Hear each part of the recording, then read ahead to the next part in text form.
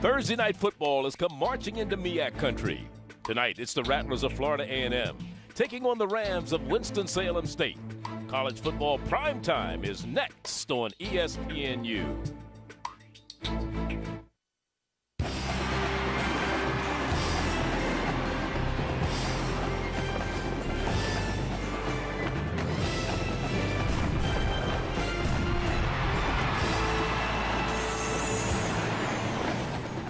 We're at Bowman Gray Stadium on the campus of Winston-Salem State University in Winston-Salem, North Carolina, as the Rattlers of Florida A&M travel north to take on the Rams of Winston-Salem State in this MEAC matchup. Hello, everyone. Charlie Neal, along with my partner, Jay Walker. Welcome to Thursday night primetime college football. And, Jay, you look at this Florida A&M team under second-year coach Joe Taylor. They haven't been to a postseason game since 2001. This is the year they'd like to get back there. Yeah, and rightfully so. I think the fans in Tallahassee think this is their year. This is the football team that won 9 games last season. They returned 19 starters. FAMU is, quite simply put, they're loaded. And talking about being loaded, one man that their hope will take them to the promised land is a quarterback from Kentucky who transferred over to Florida A&M, Curtis Pulley.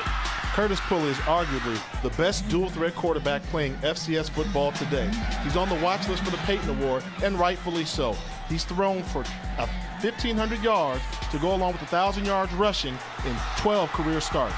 Curtis Pulley is a special talent, the best offensive weapon in the MEAC conference today. On the other side, you look at Winston-Salem defense. That defense is going to be put to a test tonight, but they're hoping that 2 linebackers, one named Cedric Marshall, the other one Juan Quarters, can play up to the task. Yeah, when you've got a team that relies heavily on their defensive unit, you need great linebacking play. And for Coach Kermit Blunt, with Cedric Marshall and Juan Quarters, he's got some linebackers that like to throw their bodies around and get very active on the football field. He thinks they have enough foot speed at linebacker to run with Curtis Pulley. His theory will be put to the test tonight. Well, it's the first time that Florida A&M has been in here in Winston-Salem, North Carolina, and it'll be a pretty interesting contest as they take on the Rams of Winston-Salem. Back with the opening kickoff in just a moment.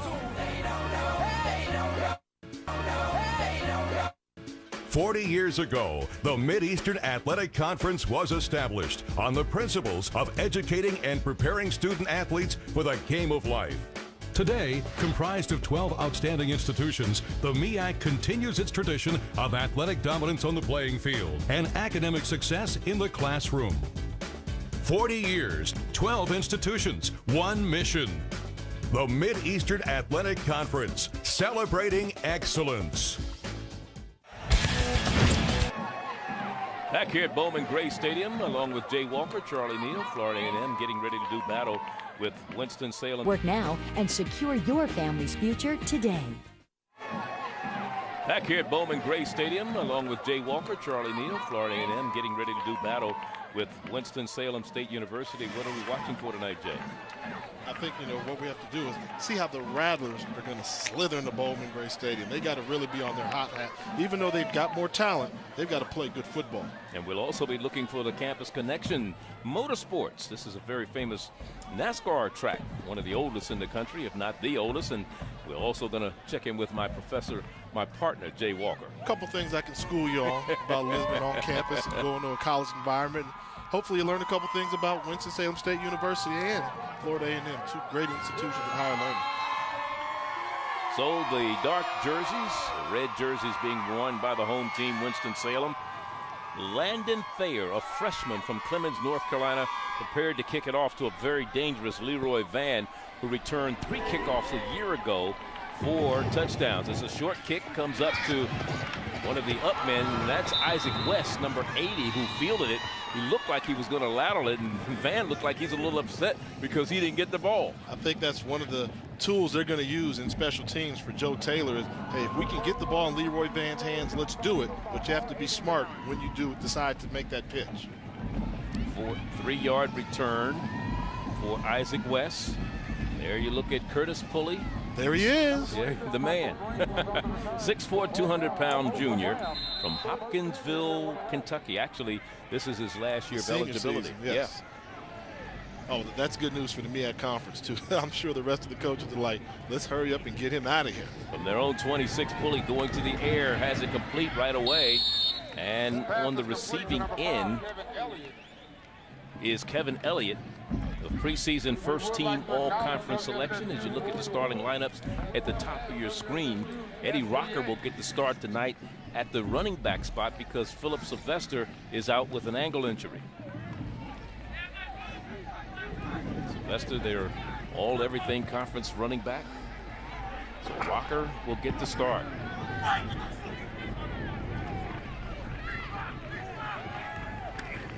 This time the handoff to Rocker going to the left side. Not much there for him. That was a second down play as he gets up to the 34-yard line before he's brought down by Mario Dawson. As you look at Winston-Salem's defense at the top of your screen, nose tackle Kevin Dorsey out of Jacksonville, North Carolina, bring up a third down, third and about 3.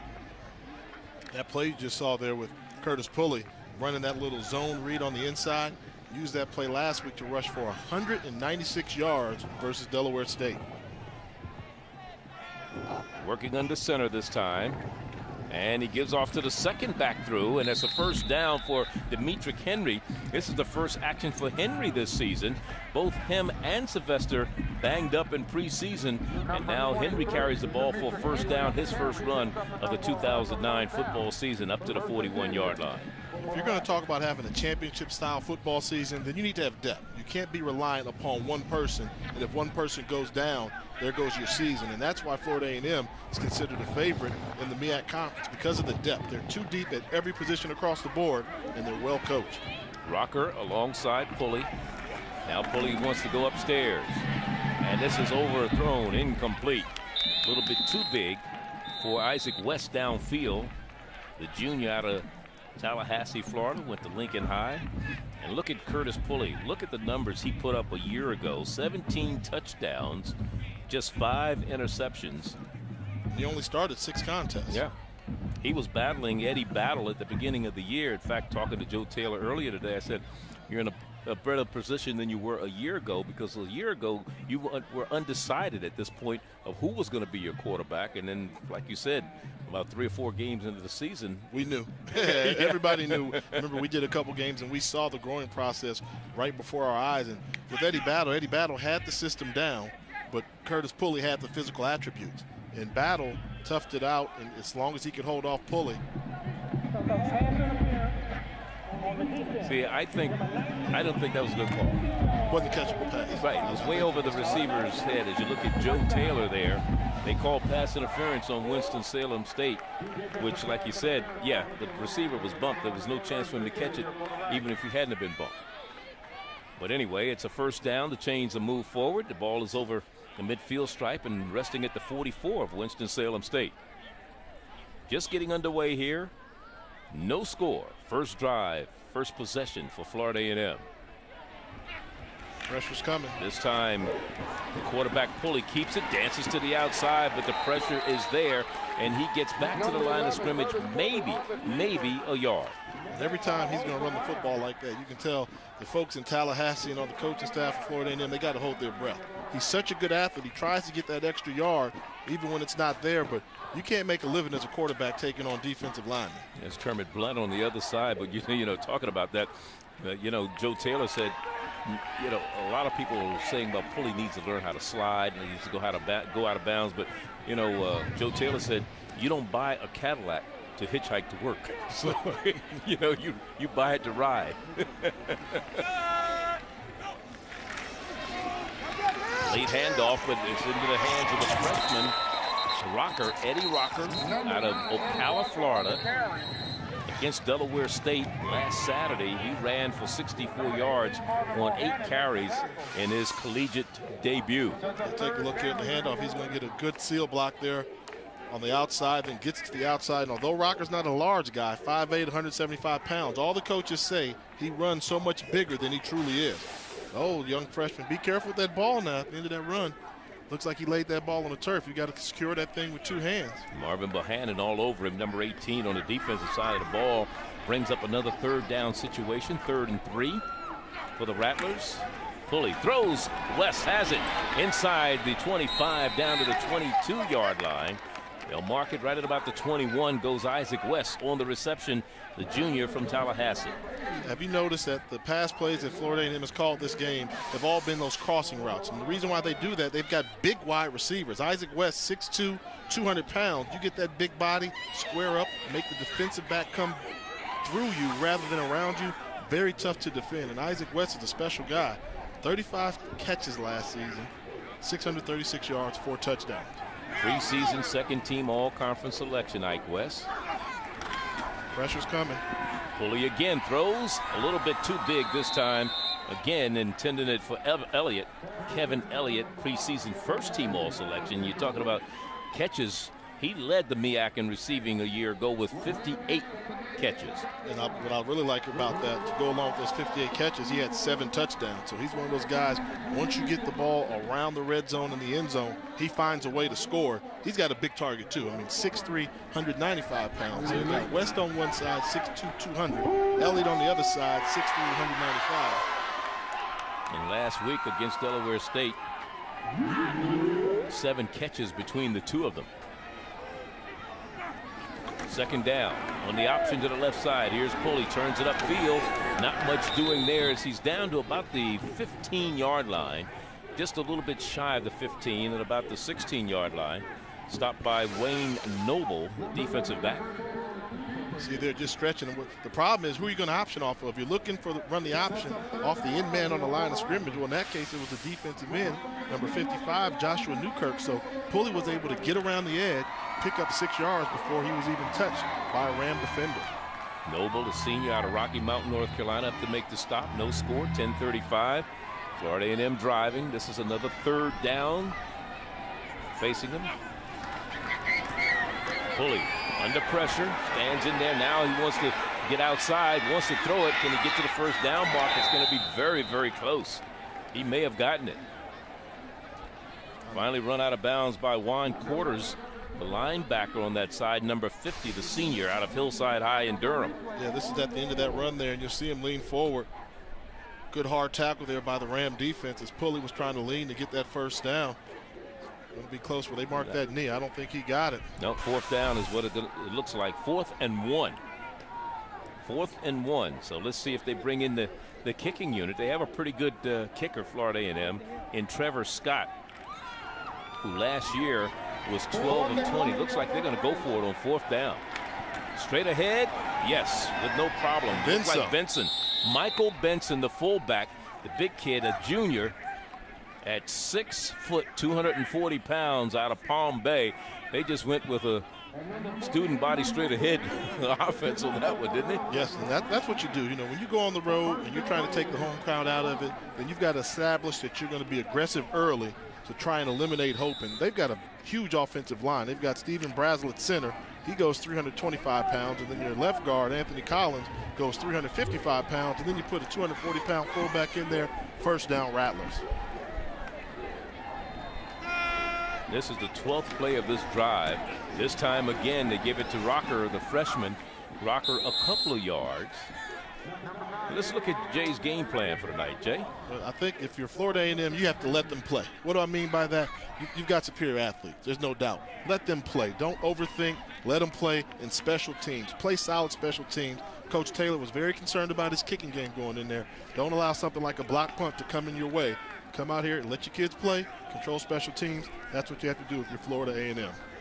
Winston-Salem State, control the clock. Keep this offense off the field. And defensively, they've got to find a way to create a couple turnovers because offensively, they cannot hang with the Rattlers. And there's Rocker on the carry straight ahead inside the 5. Down to about the 3-yard line goes the freshman, Rocker. Again, Philip Sylvester, who was the 2007 MEAC Rookie of the Year, preseason all-second team selection for this season, not in the lineup because of an ankle injury. And of course, Demetric Henry, who's been out of the lineup also, we saw him run the ball one time so far tonight. This is the drive, 12th play, 12 plays so far. This will be the 13th play on this drive. Henry is in the lineup right now beside Pulley. Pulley throwing into the end zone, touchdown. Touchdown, and it goes to Kevin Elliott. Well, I tell you, big body, get him in the red zone, he finds a way to score. 7 touchdowns a season ago. That's his first touchdown grab of the year. Look at this. I like the quick decision. 1, 2, 3, set up, let it go, throw it nice and high where only Kevin Elliott can go up and get it. They got to get closer on him. I know Kevin Elliott's got some size, but if you let a wide receiver just run untouched down the field, they're going to hurt you. 74-yard drive for the Rattlers.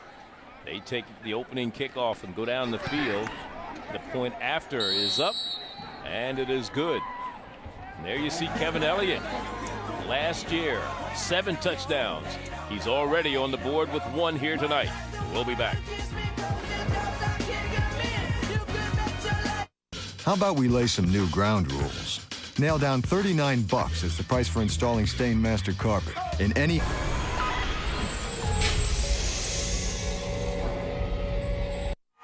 As you look at the receiver, Kevin Elliott, 7-0 our score here. ESPNU's coverage of college football continues Saturday afternoon.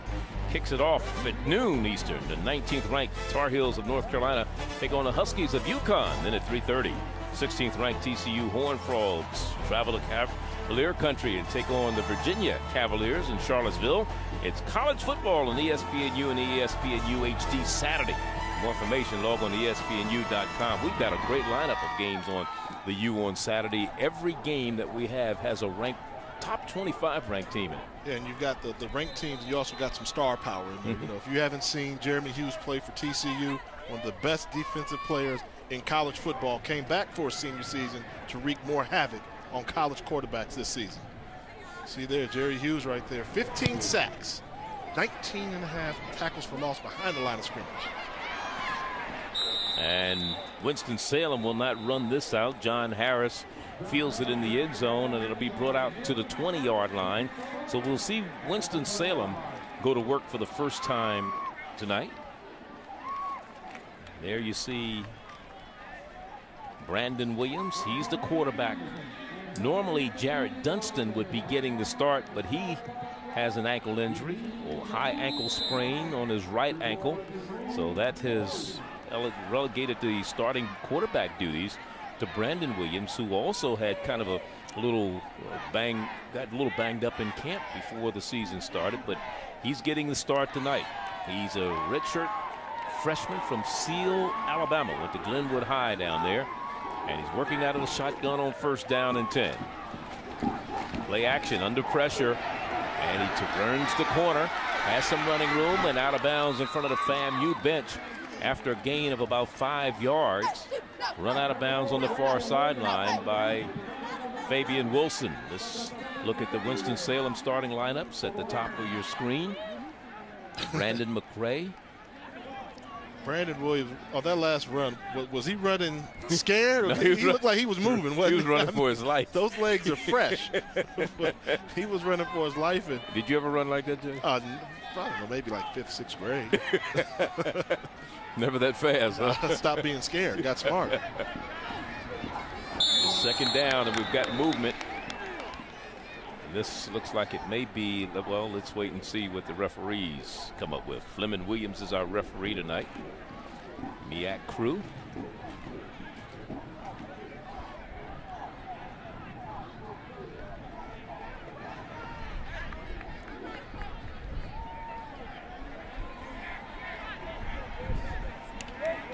So it's encroachment against the defense, Florida A&M. That'll be a 5-yard penalty. It'll bring up a 2nd and 1. You know, Winston-Salem said they want to open up the offense. You know, regardless of what the stats said, they said, hey, we've got to open it up. We can't play conservative. We got to be able to throw the football. But once your quarterback has a jailbreak on the very first time he drops back to pass, you better get conservative first before this game gets ugly and establish the running game, because I don't know if they're going to be able to block the Rattler defensive line. Hickman, the second back in the eye right now, and the handoff goes to Hickman, the young man who transferred from North Carolina State. Just was declared eligible to play a week ago, Tuesday, and he did play against North Carolina Central last week, and he gets to carry that time. There he is, Mr. Hickman, Cedric Hickman. They list him at 220 on the program, but he's more like 245, Jay. Yeah, he's a thick 220. I just call it a thick 220. You get the 220 a number of ways. You can be a small 220 or a thick 220. He's a thick 220. And he got the first down, ball at the 34-yard line. Winston-Salem their first possession. Brandon Williams is the quarterback. And the ball is in the ground. He finally picks it up. Now he's going to throw it away, and it goes out of bounds. Good heads-up play there. Good heads-up play there. When you got people around you, you can't afford to get sacked. When you've got an offense that's struggling to move the football and snap comes there, first thing you got to do is catch the snap, young fella. But once you realize you've made one mistake, don't make a second mistake by getting sacked, and got rid of that football. You live to fight another day.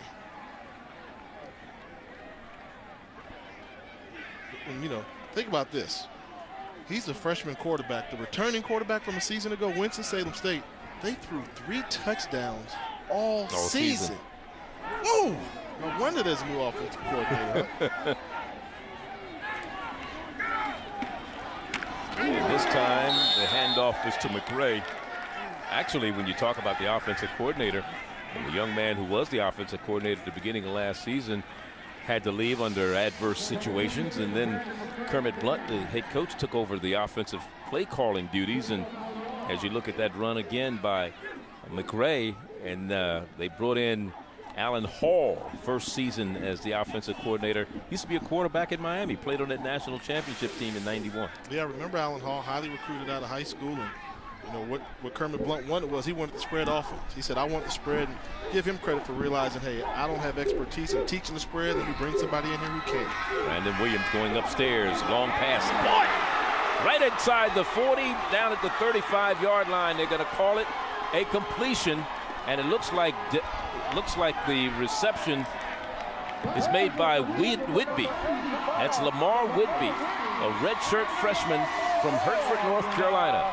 Yeah, sticking that ball in there between the cornerback and the safety, and he got it. Oh! I see where the defense is complaining that he may have lost that ball on his way down.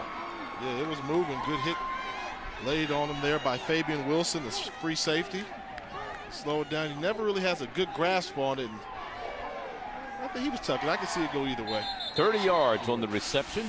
What a good throw there by the freshman. We talk about the lack of passing offense a season ago. Well, now you see him come out there and stick that throw in there. That was a big-time throw. And Whitby, you know, in high school, he's a redshirt freshman. He won the state 200-meter title as a track and field athlete his senior year in high school, so he can get it done. Yeah, so he wasn't running scared. He's just that fast. No. When we saw him earlier. No, we're talking about Whitby, the receiver. Oh, Whitby, the receiver. Okay. No, I didn't say that about the quarterback. Okay. No, that was a really good throw there. You know, there's some potential. You got somebody you can grow with, and the quarterback stepping up, making some plays there. Brandon Williams.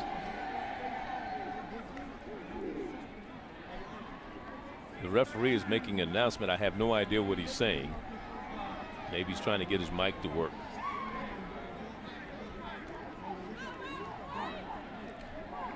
Maybe trying to get him to reset the clock.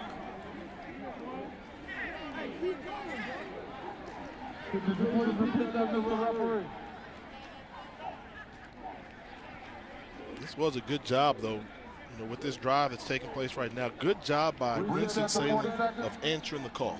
Team came in there with an explosive offense, ran the ball right down the field on you and threw the ball.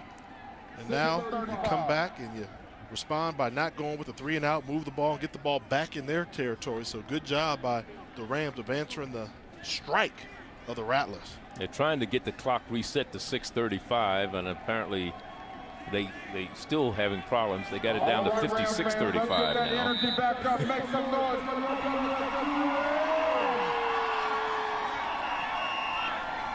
Now they've got it set right. Now the clock is set. So it is first down and 10. Brandon Williams working under center this time.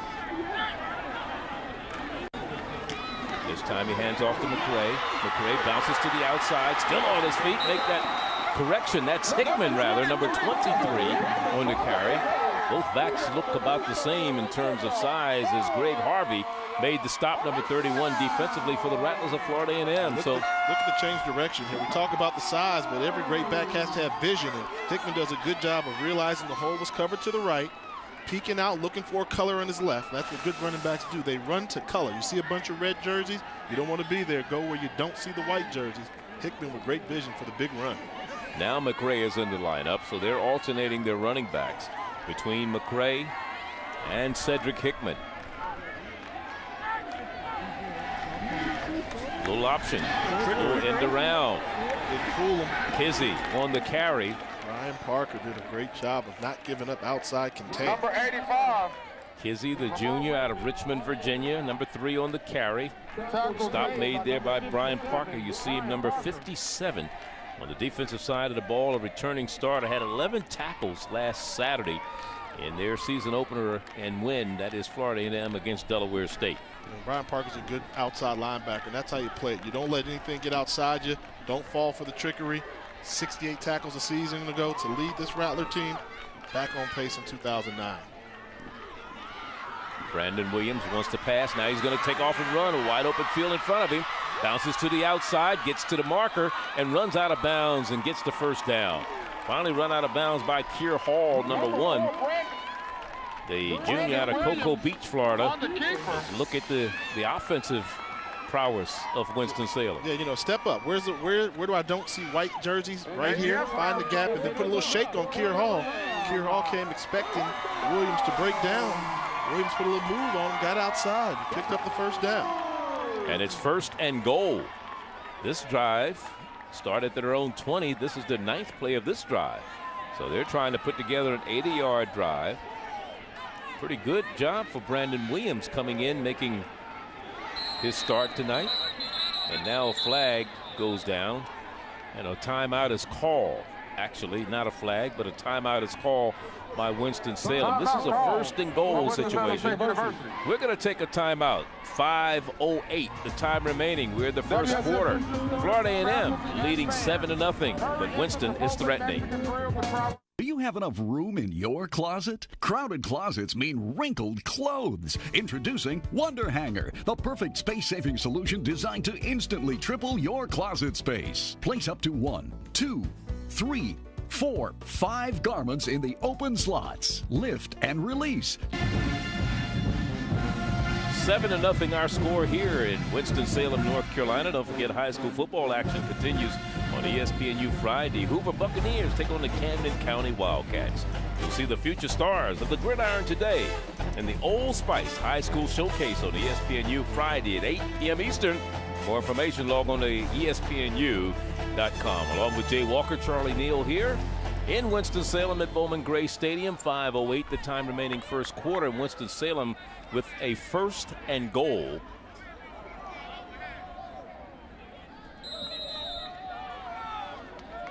A 1st and goal at the 8-yard line.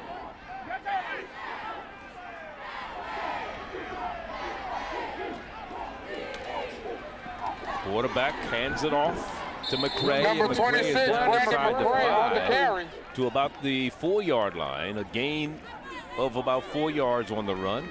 We're to be 2nd down and goal. One issue, I'm not alone, but people have with the spread offense team. Once you get inside the goal line, you know, you're running back. You're running attack. You know, you've got a running back that's 6 yards deep, and you have to wait for a shotgun snap. And that was a good hard run, but only picked up 2 yards. This time again, McCray on the carry. Brandon McCray on the carry. And he's down to about the 2-yard line, so to bring up a 3rd and goal.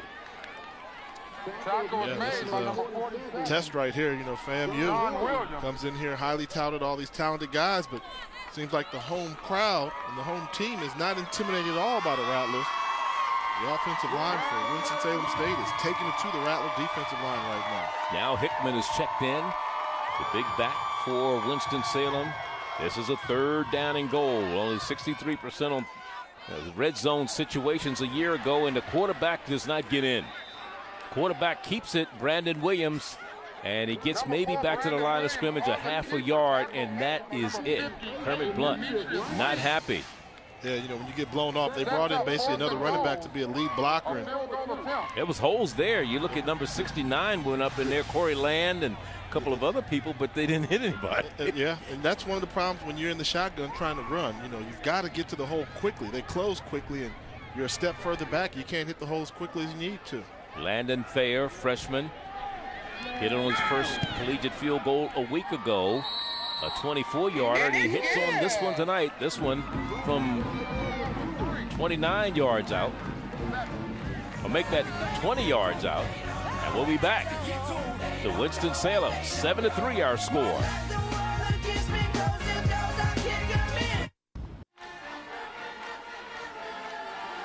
Seven to 3 our score. Winston-Salem took advantage of coming down the field. They wind up with a field goal and a big Saturday schedule right here on the U, starting at 9 a.m. Eastern, live from game day. Number 3 Southern Cal in the big house over in Columbus, Ohio, taking on the Buckeyes, and then UConn hosting UNC at noon, followed by TCU at Virginia at 3:30. Vanderbilt takes on 11th ranked LSU at 7, and then we'll close out the day with 17th ranked Utah taking on San Jose State. That should be a pretty good Saturday. Wow, you got a bunch of numbers there, 19, 16, 11, 3, 8, but I do know a little bit of history, ESPNU. First time ever, they're making the road trip. They're going on the show, and what a great opening act. If you're going to go on the road to go check out SC and Ohio State at Ohio State. This comes down to Van at about the 27-yard line, and Van is up to about the 39-yard line. Talking about going to the big show on Saturday, Lowell Galindo. Let's go to the studio where Lowell's standing by. Lowell? Well, Charlie, last week. All right. Okay. Number 15, Georgia Tech. Back-to-back weeks, first play for touchdowns. Yeah. They run the option. Prepare for the option when you're going to play Georgia Tech. Just play a little soft coverage on first down and don't get fooled. From their own 39, second possession for FAMU. Pulley stands in there, throws, and has a complete. Should be a first down on the reception. Ike West on the catch. West moves the chains.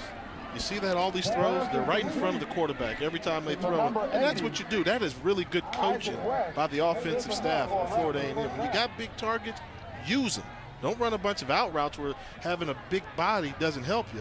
You see Curtis Pulley is a recipient of some great play calling. And one thing I like about Curtis Pulley, last season when he was still trying to figure out the offense, 55% passer. This season, 63% passer. And if he keeps going like he's going tonight, he's going to be up in the 70s. Yeah, 4 or 5 on the passing department so far this evening. He wants to go to the air once again. Throws and has it complete on the near side.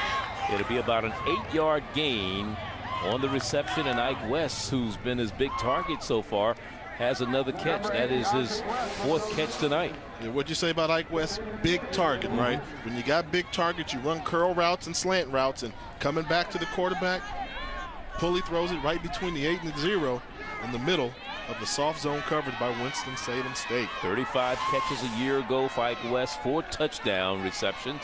It is 2nd down and 2. That's Elliott in motion. He has a touchdown reception. This time they go on the counter. The opposite side with Demetric Henry carrying the ball, but not much running room for him right there as he's brought down immediately by Marcus Coates. Marcus Coates doing a good job of playing that rover position, getting around the line of scrimmage and being active. Took on the lead blocker and threw his body around, and Demetric had nowhere to run with the football. And it'll bring up a 3rd down and 2 situation for Florida A&M. 3rd down possessions tonight. FAMU 2 of 3.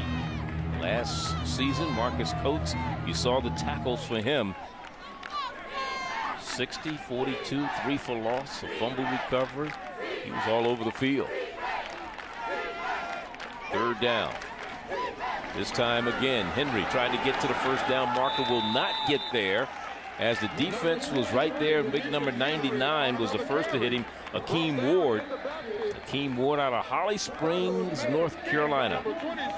That's one of those runs where I think they may miss having a Philip Sylvester in the lineup, or a Page who's out today. You know, when you've got Eddie Rocker, small back, and Demetric Henry, small back, both these guys are under 5 feet 9 inches, don't have a lot of mass with them. When it's 3rd and short, you need somebody that can pound it in there. This is a freshman punter, and Brandon Holden. One of the things you're always concerned about as a coach is a freshman kicker, but he gets off a good kick. This one will take a FAMU bounce and will be down right at about the 19-yard line. So good punt, no return. 19-yard line is where Winston-Salem will go to work. Log on to Facebook today, search ESPNU and become a fan. Post your best tailgating photos and comments. We may use them on Inside the Polls Monday at 6 p.m. on ESPNU HD. And I'm guaranteeing. Are you a Facebooker? I'm not a Facebooker.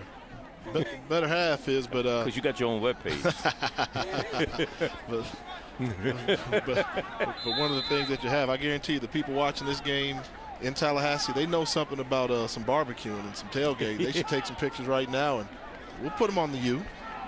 Or keep the barbecue for us when we come down to Tallahassee next week. All right, second back through is Hickman. And Hickman gains a few yards up to the 23-yard line. That was a pretty good defensive showing by Winston-Salem to make that stop, because it looked like they were getting ready to get pushed around a little bit. And the good thing about it is they stopped them on back-to-back plays. They was 2nd and 2 yards, stopped FAMU from getting the first down. Then on 3rd, 2 came out and stopped them again. So that's going to be the end of the first quarter here in Winston-Salem. And speaking of friends of Jay, hey. there you go. 7-3 our score. Second quarter action coming up in a moment.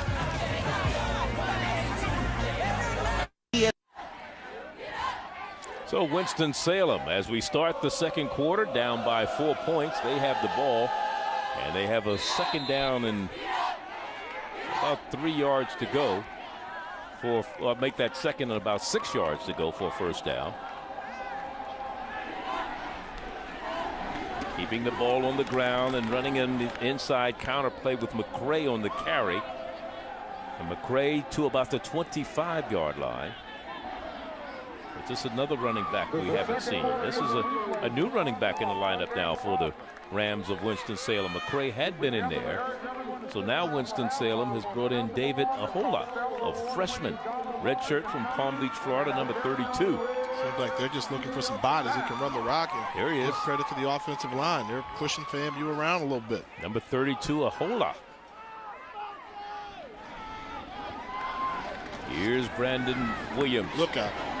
And Ahola struggles to get back close to the line of scrimmage. He actually lost a couple of yards on that one. 4th down. A good job by the middle linebacker there, Alvis Graham, of reading your keys. When you're the middle linebacker, you're playing man coverage. When that running back runs that swing route, your job is to not let him get out of your sight. Alvis Graham, the linebacker from Florida A&M, did a good job of sticking to his keys and making the tackle. So Van is back to receive the punt. Now this can be dangerous. The freshman Landon Thayer. He ran back 3 punts a year ago for touchdowns for the Rattlers of Florida A&M. Let's see. He had 6 kick returns for touchdowns a year ago. Not a good kick this time for the freshman. This one is going to go out of bounds, and FAMU will have great position when we come back after we go to the studio and Lowell Galindo. Well, Charlie, you say that. Wow, some people just don't learn, do they, Charlie? Some people just don't learn. Well, it's going to be interesting. I think you have, what, a 1-game advantage on him right now? Doesn't matter if you win by 2 or you win by 20. A win is a win. That was just a 22-yard kick. That was it. Not a good sign. Here's Pulley going back to pass. Decides to run. A flag comes out from the umpire. And the ball is spotted at the 39-yard line. A 1-yard gain by the quarterback, Curtis Pulley. Tackle made by number 99, Akeem Ward. And it's holding against Florida A&M. Well, let's look at the standings. Jay Walker, 39, week 1. Charles Arbuckle, 38. We'll have the week 2 picks at halftime. So where did he get you? What do you mean? I won. You should be asking him, where did I get him? but I will tell you the game that cost me the most in my confidence. BYU? BYU. I had 9-point confidence. You also lost those Virginia Tech. Yeah, but no, it didn't cost me a lot. Didn't cost me a lot. Only 3 points. So that BYU one, that got a lot of people. It is first down after the penalty for holding. 1st and 20. Pulley throws. Here's Isaac West in near sideline. And finally being ridden out of bounds. But it was a tough one by Chandler. Alex Chandler, number 19, rode him out. I mean, that's going to be a battle there. I talked earlier about the big wide receivers that Florida A&M has. And when you've got a big wide receiver, you want them to play big. Don't just let a guy bring you out right away. And West showing you, I've been lifting weights, hitting the weight room a little bit during the offseason. Not an easy tackle. And that is the 5th catch of the evening for Isaac West. And it'll bring up a second down. Second and about 17. And this is when Florida A&M is very dangerous. They go with 3 wide receivers and a tight end and 1 back, and that really does open up the running lanes for Curtis Pulley. And here's a little inside counter. They get it inside to Adrian Smith, and Smith has nowhere to run as the red jerseys were all around him. That'll bring up a third down and about 17. They tried one of these wide receiver screens here on the left side of your screen and coming across. Look at the great team defense and pursuit by Winston-Salem. And that's how you got to eliminate those type of plays. You get everybody flying over to the sideline. And tell you what, this Winston-Salem Ram defense, they're playing with some pride. Mike Ketchum's got them going. The 5th year as the defensive coordinator here in Winston-Salem. Product of Guilford College. Played there and coached there as a head coach for many years. It is 3rd and 17 now. Here's Pulley going to the air. Long pass. He has it complete, but not enough for the first down on the far sideline. I mean, that's a big-time throw, Charles. It was a big-time throw. Ball's on the left hash. You're going to throw an 18-yard out route on the other hash, and that ball left his hand in a hurry. Look at this. He's standing on the left hash and just gets it out there in a hurry. Man, hey, Charlie. You know me, I don't say this too often. That looked like a little bit of Skywalker throw, right? But he was zinging it, and that's what makes him special. We talked about he rushed for almost 200 yards last week, and then to come out and have the ability to do that, you either have it or you don't. And Curtis Pulley has it. And now Florida A&M is going to use a timeout right now. So each team has used 1 here in the first half. And we're going to step aside with them. A 4th down and 5 facing the Rattlers. They're making a decision. Are they going to go for it? And we'll be talking to the MEAC commissioner. So, honey, you know that guy at the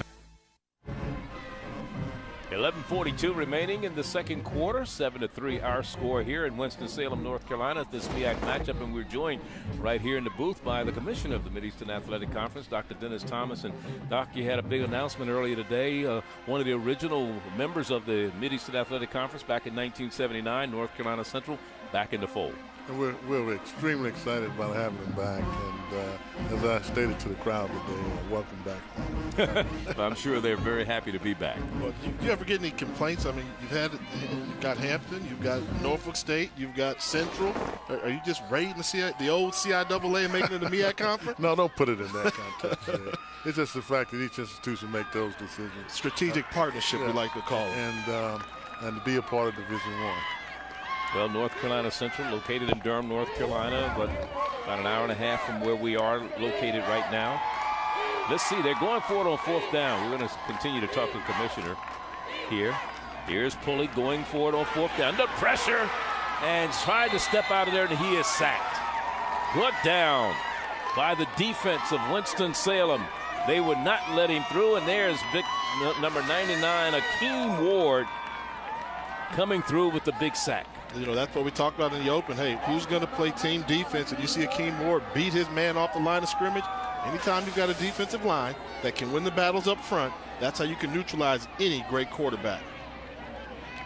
Mr. Thomas, I'm curious. Tell our viewers out there, what's North Carolina Central going to bring to the table when they join the MEAC conference? Well, first of all, they are a truly outstanding academic institution.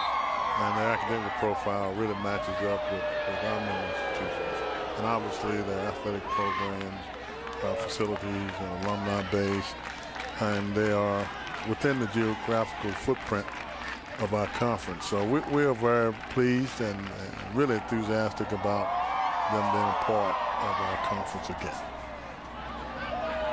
Fitzgerald, the man in motion. Here's the quarterback, Brandon Williams, trying to get around the corner, and he's not going to get away because of relentless pursuit of number 57 there on the defensive side of the ball. Brian Parker made sure he didn't turn the corner.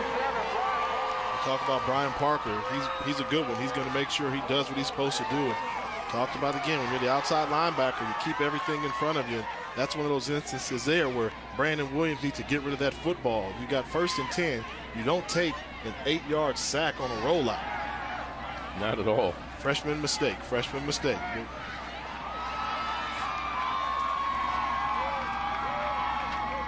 Now Winston-Salem has a whole lot in the lineup, and he has the ball on a handoff straight ahead, and he's out back to about the 39-yard line. Talking about the school profile of North Carolina Central. We talked about located in Durham. 8,000 students. They're called the Eagles. They were original members of the MEAC. Rejoining the MEAC actually July of 2010, but they still have to go through that transition period. Yes, they do, Charlie. They are in the process of the NCAA reclassification process, and got a couple more years before they become an active member. Here's a pass out in the flat, and it is complete on the far sideline. Coming out of the up with it, big number 86 for Winston-Salem on the reception, and that is Brandon Akinbi. 5'8" freshman from Miramar, Florida. Now, Commissioner, you know I'm a football guy. You know I'm going to ask you a couple football questions. That's just what I do. Is this the season that the MEAC Conference really makes a push to get two teams into the postseason, considering you've got two outstanding teams in South Carolina State and Florida A&M? Well, Jay, we always make a push. Yes. You know, from that aspect. But it's still early. So you don't know if it's going to be. Watch out, Van from the 5-yard line. That's over. He's gone. That's a 95-yard punt return. 95 for Leroy Van. He did it 3 times last year. 95 yards tonight in the game, second game of the season. Did Winston-Salem not know who they were punting the ball to? I mean, when you've got a kicker, a freshman, and you're going to punt the ball away to Leroy Van, who set an NC2A record last season in returns for touchdowns, and he's back up to his same old shenanigans again in 2009. And once it became a foot race between he and the kicker, I know what he was thinking. This is over before it starts. It certainly was.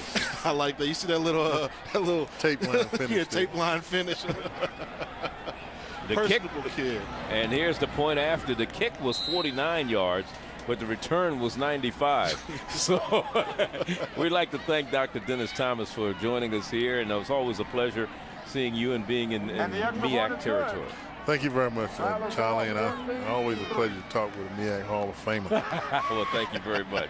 And it happened right here in Winston-Salem. There's a timeout on the field. 9-11, the time remaining second quarter. 14-3, FAMU on top.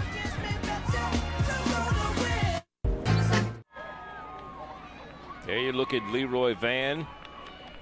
Remember when we first met him down in Tallahassee, Jay? You and him had really a good time together a couple years ago. He's a personable kid. I mean, great kid. You know, we had a chance to sit down. As much energy as he plays with on the football field, he's like that in life too. Very energetic, and he's definitely from Florida now. He is definitely from Florida. And he had one. He ran back against Delaware State a year ago, where we saw. And here's the kickoff. A squib kick on the ground.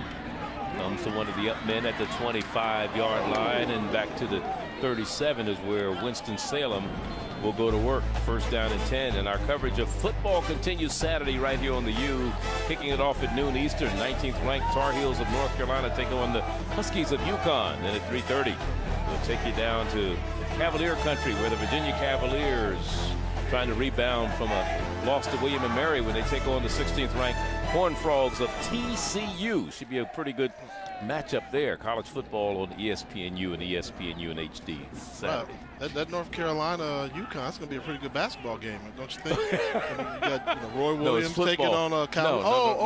Football. Okay. Carolina is becoming a football school to go along with their basketball program. We got a fumble. And this is the second time that Winston-Salem has started at their own 39-yard line. The officials are saying they got the ball back. Look at Leroy Van down there. He just likes to play football, doesn't he? Yes, he does. He's down there on the bottom of that pile and snap his fumble. Comes in there, almost pulls that away from that big fullback trying to get it. Became a battle between Leroy Van and they lost a yard on that, so it'll be second down and 11. The ball spotted at the 38-yard line.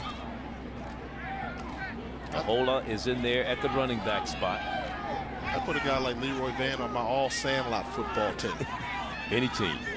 He just likes to play. He likes to hit. He's coming on the blitz He's right now. on the edge right now. But he got caught in the air, and this one's almost intercepted. Too much intended for Fitzgerald, and it was closer to being caught by two of the defenders for Florida A&M. Greg Harvey being one of them back there, number 31. And look at this on the right side of the screen. Leroy Van just sacrificing his body. And I'll tell you something, Charlie, as a quarterback, when you see bodies go flying in the air like that in your line of vision, it does distract you.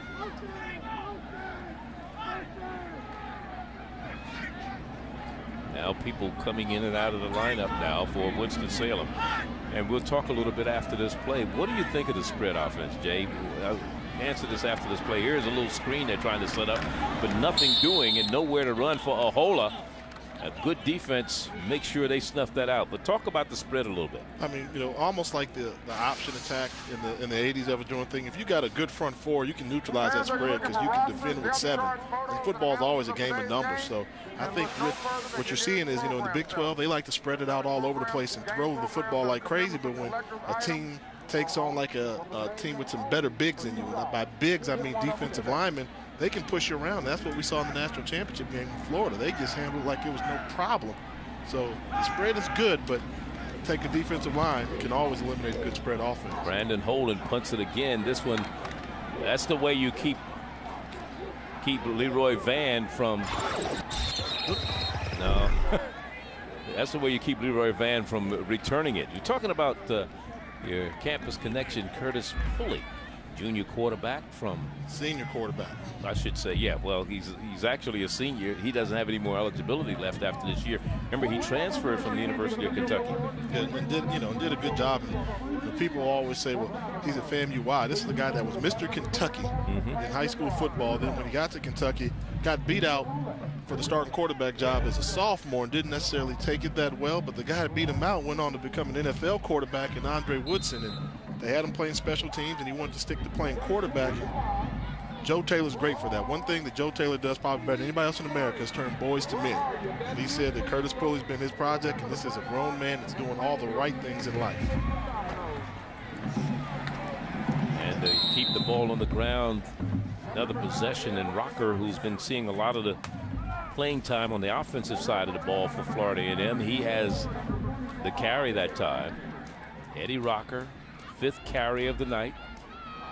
And Rocker came in last week and did a pretty good job against Delaware State. Broke some long runs off, had an 18-yarder there. And you know, when you're on spot duty, and you never know when your number's going to be called, he responded to the challenge. Got to be ready.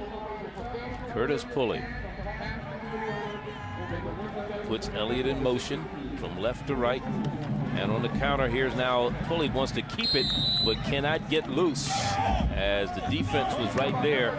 That's Stephen Young, who's had a pretty good season last year and again last week against North Carolina A&T. Yeah, Stephen Young is a defensive end they bring in when they want to go to 4-down linemen, and he's a guy that's just active, great rusher off the end, had 5 sacks a year ago in spot duty, 10 tackles behind the line of scrimmage. Stephen Young saying, hey, coach, maybe we need to go to a 4-3 so I don't have to leave the field. So now we're looking at a 3rd down. 3rd and about 12. Pulley wants to go up top. Throws, has it complete in the middle of the field. And a 1st down by Elliott. Elliott down to the 39-yard line. That's a great job by Curtis Pulley of getting the most out of your pre-snap read. When they line you up with 3 that the weakness is the middle of the defense, he's going to wait them out. I know where the weakness is and deliver a strike to Kevin Elliott, catching that ball going across the middle. And you've got big wide receivers. They can run across the middle and pick up positive yardage. 17 yards and a 1st down. The chains a move. And the ball is spotted right at the 38-yard line. Florida A&M, 4th possession of the day. They scored on their 1st possession, and they got a touchdown on a punt return of 95 yards. And this pass on the inside, this time Elliott again on the reception, and that for Elliott is his 4th catch of the night. Good for about 4 yards, and it'll be 2nd down and 6. What I like about good passing offenses is they set up rhythm, and the things that are easy to do, they make them look easy. A team that struggles to complete passes, it can be a 5-yard hitch route, but they have 15 things that they do wrong. And Florida A&M defense is playing 8 yards off. Let me just come out, take a 5-yard completion, and pick up positive yardage on 1st down. Pulley puts Purcell, the tight end, in motion from left to right. Now he's going to take it on a quarterback keeper this time. And not much running room for him that time as, again, Hakeem Ward, number 99, was there defensively. Right now, they're confusing Florida A&M. You know, when they call that option play, which is a big play for Florida A&M when they get it going, you've got to know who you can identify as the end man at the line of scrimmage. And what Winston-Salem is doing is they're running stunts with their defensive ends. So who you think is the end man at the line of scrimmage is not. And that's causing confusion on who you're actually pitching the football off of. 3rd down and long. Blitz. And there's wide open. West dropped it. He would have had the 1st down had he held on. A penalty marker is down. It was Alex Chandler playing defense on West, number 19. That's going to be roughing the passer, I believe. It is. And Pulley shaking up, too. You can see him walking away. He's Stephen Young, I believe, was the man guilty of the infraction, number 95. Let's see if we can see it. Yeah, I mean, this is a quick throw on the slant. He's getting rid of the football. It's gone. Then they come by and hit him. Yeah, 95 was the man who hit him, Stephen Young. Pulley's still in there, but the penalty will give FAMU a 1st down, even after Isaac West had dropped the pass. And you talk with Joe Taylor, and you mentioned earlier, Jay, about how he builds young men. And we talked about the fact that, you know, he had a lot of kids that did well academically last year. He's very proud of the fact that 32 players had a 3.0 grade point average or better in the spring. I think he gets it, and that's what college football is all about, is grooming young men. This time, Rocker on the carry straight ahead.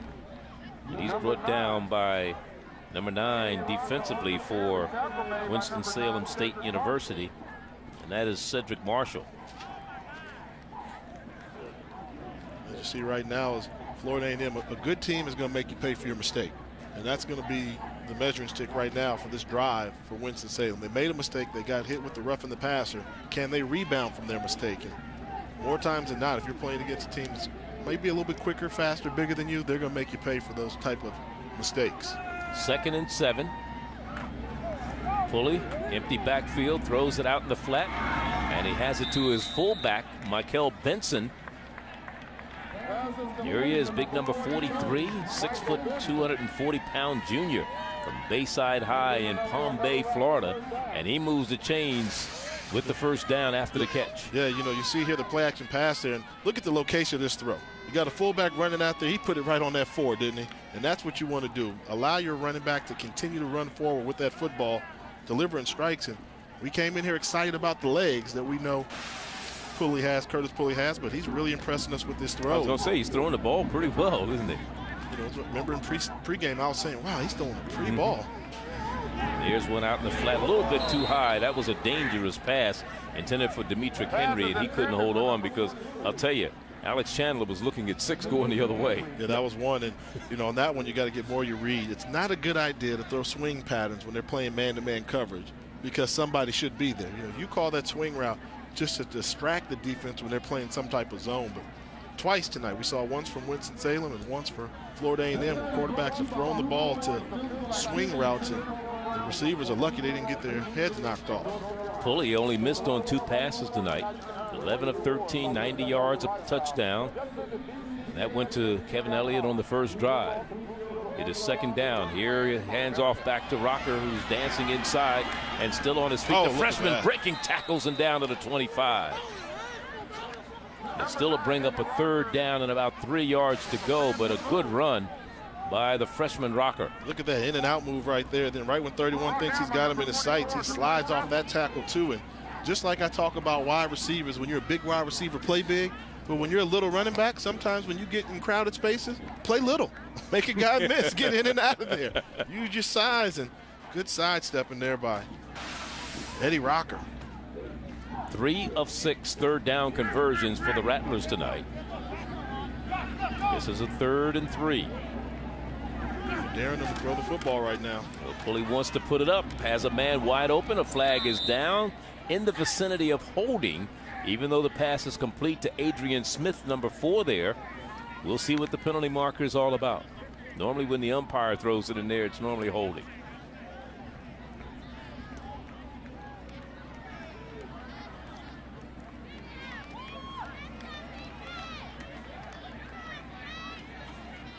to hold there, and that's very uncharacteristic. I mean, they ran slant routes. So anytime you're running slant routes, that's a 3-step drop by the quarterback. He's only holding that ball for a second and a half. So let's see when they had time to hold, see if we can take a look at it. Well, look at number 60 there. 1, 2. Well,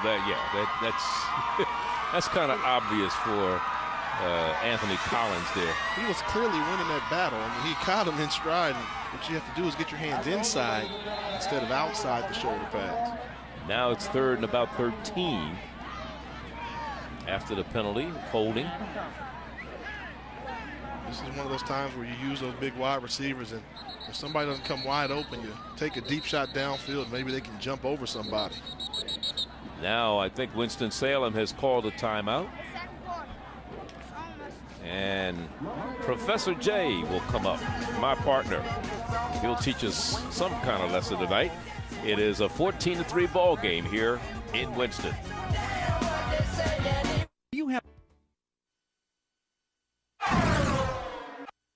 Now it's time for Things You Should Know with your boy, Professor J.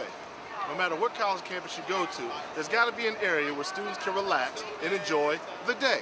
Not worry about study, but worry about socializing. We're here at Winston-Salem. Their area is called the Breezeway, where students like to enjoy themselves, relax, and do what they do. Of course, it wouldn't be a black college campus unless you had that area where all the frat boys and the sorority gals can hang out and do their thing. Here at Winston-Salem State, that area is known as the Plots. So what'd you think, Jay?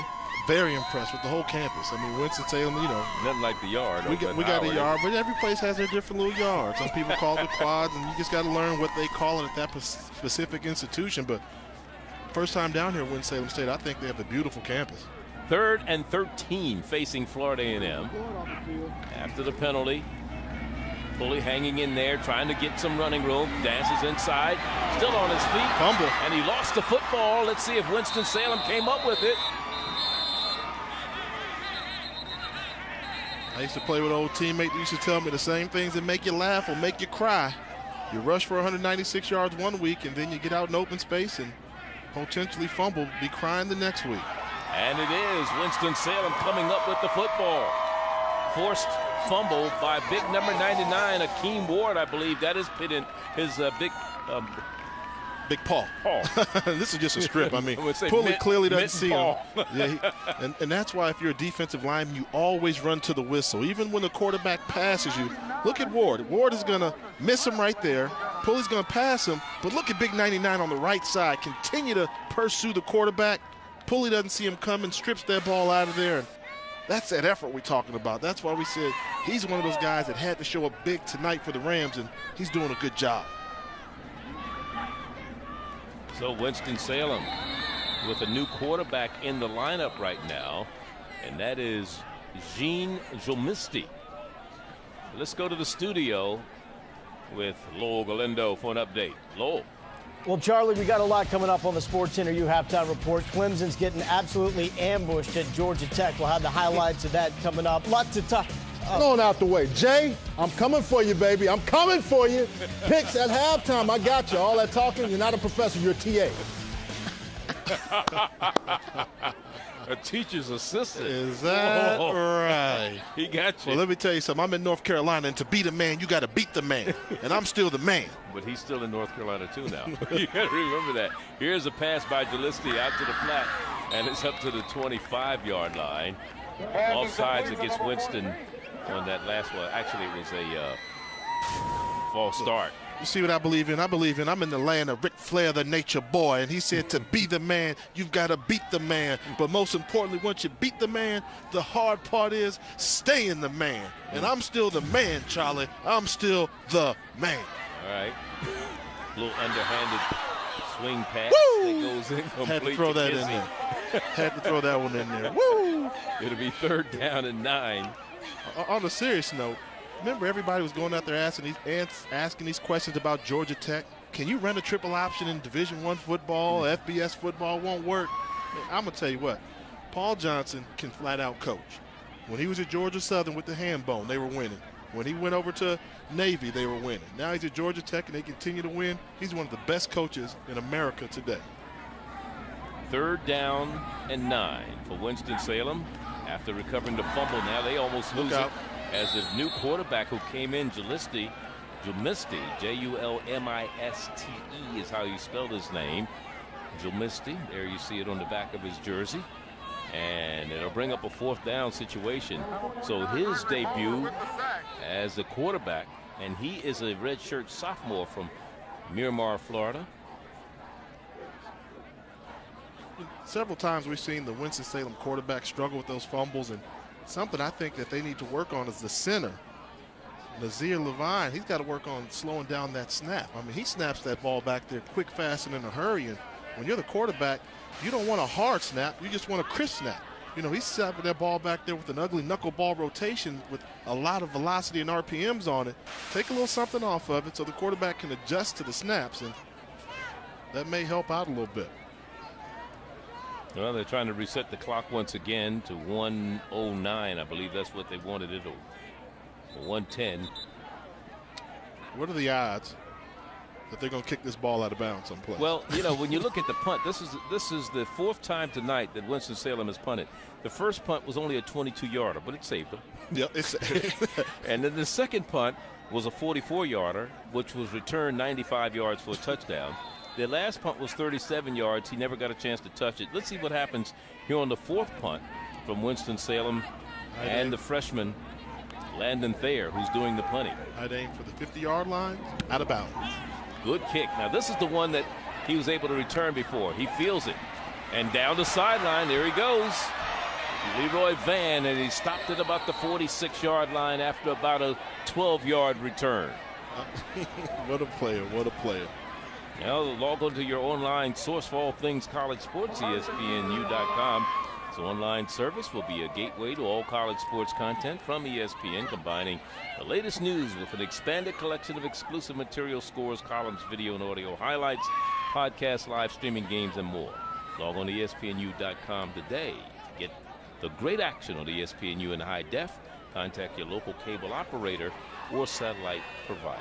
We are the big picture in college sports. So that was a 48-yard kick, a 14-yard return. And now here's Pulley again across midfield into Winston-Salem territory. Clock running under 50 seconds to go before halftime. You see Pulley here with the quarterback draw, getting a good lead blocker there, and a big 325-pound center in Steven Brazel. This is when Pulley's really dangerous. When you try to worry so much about the pass because of the time of the half, he can come out and hurt you with those legs. And the throw out in the flat and near side, they're going to call it incomplete. West could not hold on, being defended by Chandler on the near side right in front of the Winston-Salem bench. So to bring up 3rd down at about 3, and you look at the numbers on Pulley so far tonight, 11 of 14. He's also rushed for 23 yards. He was the MEAC Player of the Week for his performance against Delaware State a week ago in a preseason first-team all-conference selection. And not the preseason Player of the Year, because that honor goes to William Ford, running back from South Carolina State.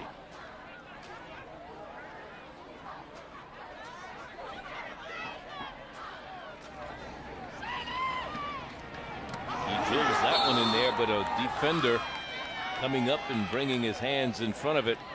Find it was Demps, I believe, Cameron Demps. Or was that 27? Yes. 27 on getting his hands on it for, that's Marcus Coates, the linebacker. Yeah, that's that Rover throw there, and that's just a late throw. As soon as he threw that ball, he knew that wasn't a good pass. Stuff like that'll happen. Nobody's perfect, but Coates, that's one where if you get an opportunity to make that interception and run the other way with it, talk about sparking your offense before the half, that would have been potentially a game changer. With the exception of the opening drive, Jay, the last 4 possessions by Florida A&M have ended in Winston territory, and they've had to punt the ball around. Either they turned it over on downs, they punted it, or they fumbled. Yeah, nothing to show for it. You know, being able to move the ball, but you know they don't get 3 and outs, and you know the key is that's a good sign of an offense, but only having 7 points offensively, that's not pleasing Joe Taylor. Gives credit to this Winston-Salem defense. I mean, a year ago, this squad only gave up 22 points a game. You can win with a defense that's only going to allow 22 points a game. So they're going to punt it after a penalty, moved it back 5 yards, and very close to being a block there. And it'll roll dead right at about the 6-yard line with 14 seconds to go. Don't forget Saturday right here on the ESPNU. We'll have the road trip. I think Lowell's going down to Columbus, or are you going to Columbus? Or nobody's going to Columbus. Hey, we should all go down there. That'd be fun there.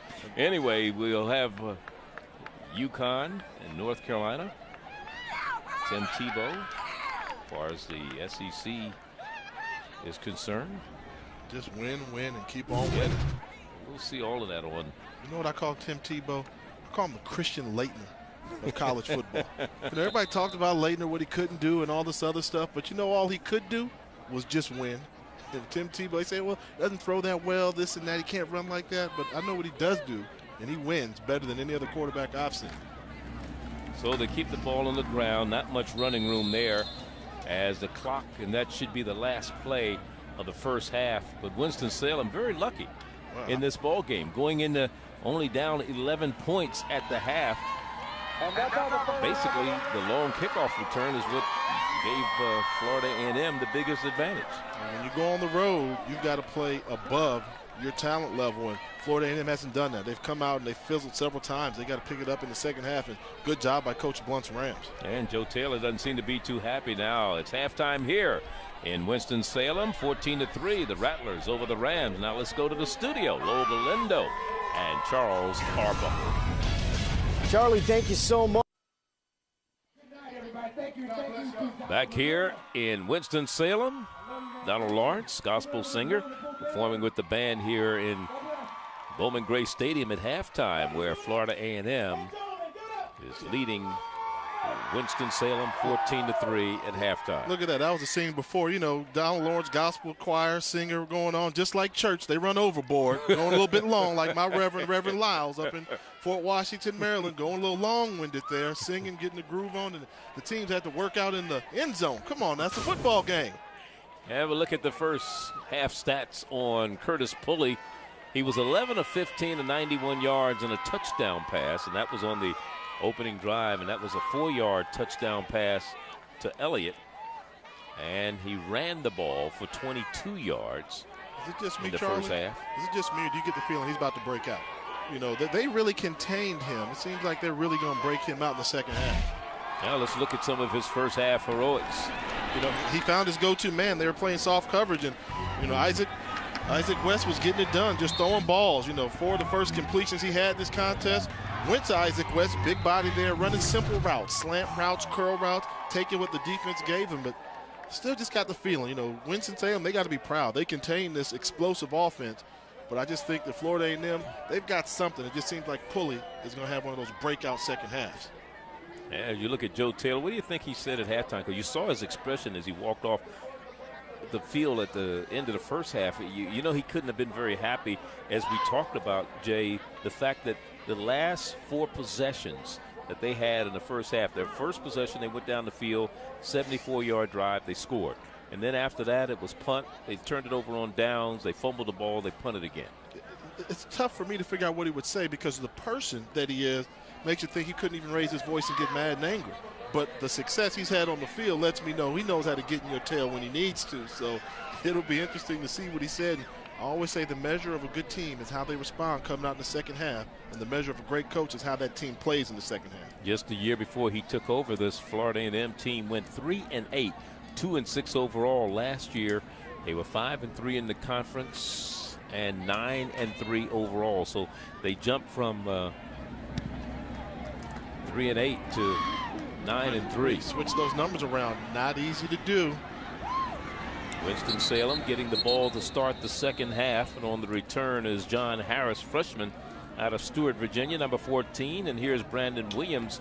He started the game. We saw him just before the half give way to Gene Jomisti.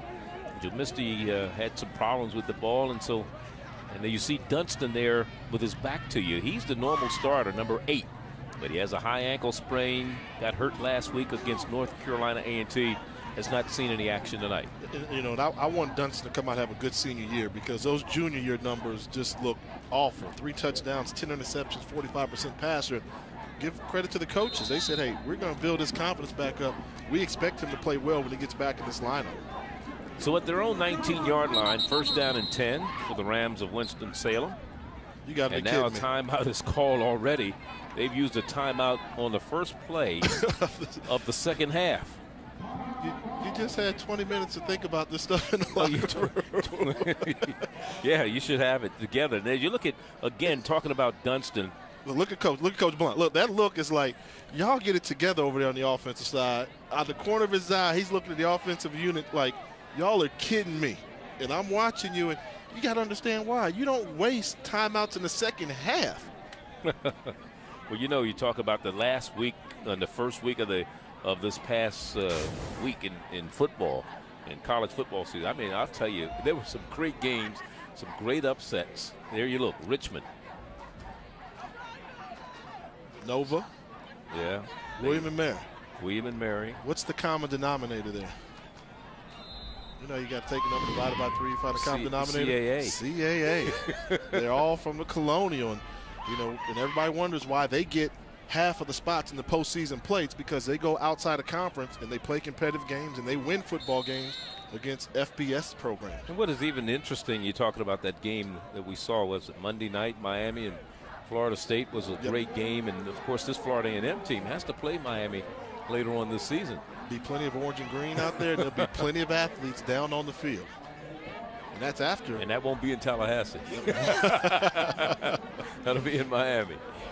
But yeah, that's something there. You know, Miami has one of the toughest schedules in all college football, and then they got to have an off date against a very talented Florida team, FAMU team. So don't take them lightly, Hurricanes. Ahola almost lost the ball. Boy, he was carrying it precariously as he got hit at the line of scrimmage, and that'll bring up a 3rd down and 9. They look at the penetration into the backfield. You know, you can have a great seal block by your fullback, but if your nose tackle gets penetration, and that's what happened at Florida A&M, good penetration by the nose tackle, big D tackle Demetrius Lane from Hollywood, Florida, that is, beat his man one-on-one. And anytime a D lineman can beat an offensive lineman one-on-one, big plays for the defense. Let's see if Brandon Williams can pick up the 1st down on 3rd and long for the Rams of Winston-Salem. Pass out the flat and juggled, but caught, and it should be enough for a 1st down on the near sideline. Coming up with the reception for the Rams of Winston-Salem. I believe that was number 3 coming out of the backfield. They lined him up there. And they ran David out there. Yeah. They put a hit on the quarterback, but good job by the youngster growing up before our eyes. As a quarterback, you know you're going to get hit. You still just try and deliver the throw so you make the hit worth something. Brandon Williams did a good job throwing that ball, getting the 1st down for the Rams. Kizzy on the reception for Winston-Salem, and they moved the chains. 1st down and 10. Drive started at their own 19-yard line. And now Brandon Williams throws back across his body. Not a good pass that time as the ball falls incomplete. He was trying to get it to the tight end, LaMarcus Jenkins, downfield, and it goes incomplete. 2nd down. Yeah, there was a good play call by Alan Hall, the offensive coordinator. You know, everybody thinks 1st down, you're going to try and run it. You get your quarterback out on the perimeter of the defense and just basically tell them, if somebody's not wide open, run that ball. Pick up positive yardage. Offensive coordinators love positive yardage on 1st down. He had an opportunity to run for 6 or 7 yards, but instead he threw an incompletion, bringing us to 2nd and 10.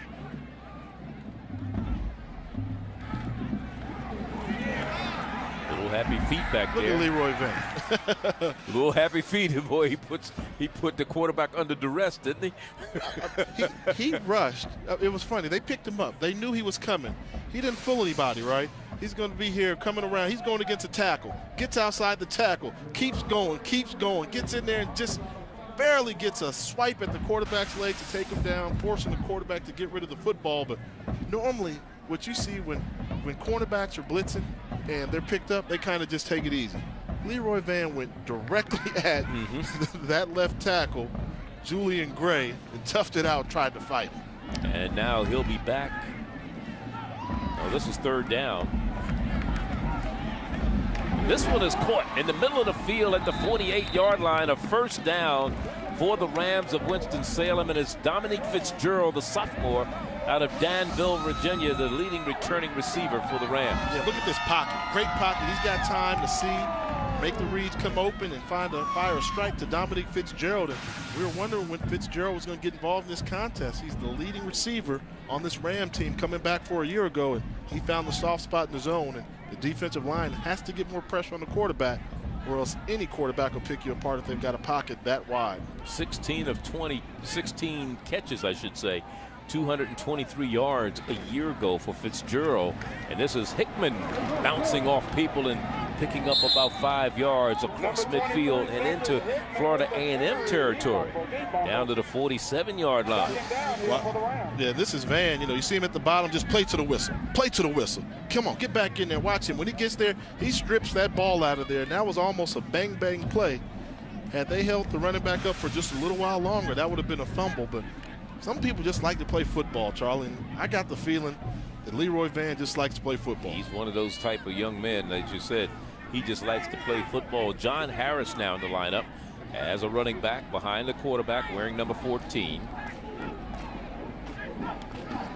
Harris has the ball. Harris down into the line of scrimmage. Not a lot of running room there. Parker, one of the first men to hit him defensively. Also in there, number 97, Kendrick Washington. Look for Florida A&M to get aggressive on defense and try and force the tempo in this game. Right now, the tempo is slow and dragged out. Winston-Salem's holding on to the football. This is the time where normally defensive coordinators get a little antsy and decide, try to bring a little pressure, get to the quarterback to rattle somebody. 3 of 8 on third down conversions for Winston-Salem tonight. Good cut block and a completion to Kizzy. First down is gained inside the 40, down to the 38-yard line. So now Winston-Salem came out with a little vengeance here in the second half, Jay. Yeah, move the pocket. You feel some pressure coming from the outside. Well, they can't blitz if you're moving the pocket. He gets outside and throws a strike. Good job showing that this team is getting better. Last week against Delaware State, they were 5 of 14 on third down conversion. They just converted on a big third down. 14 on third down conversion. They just converted on a big third down.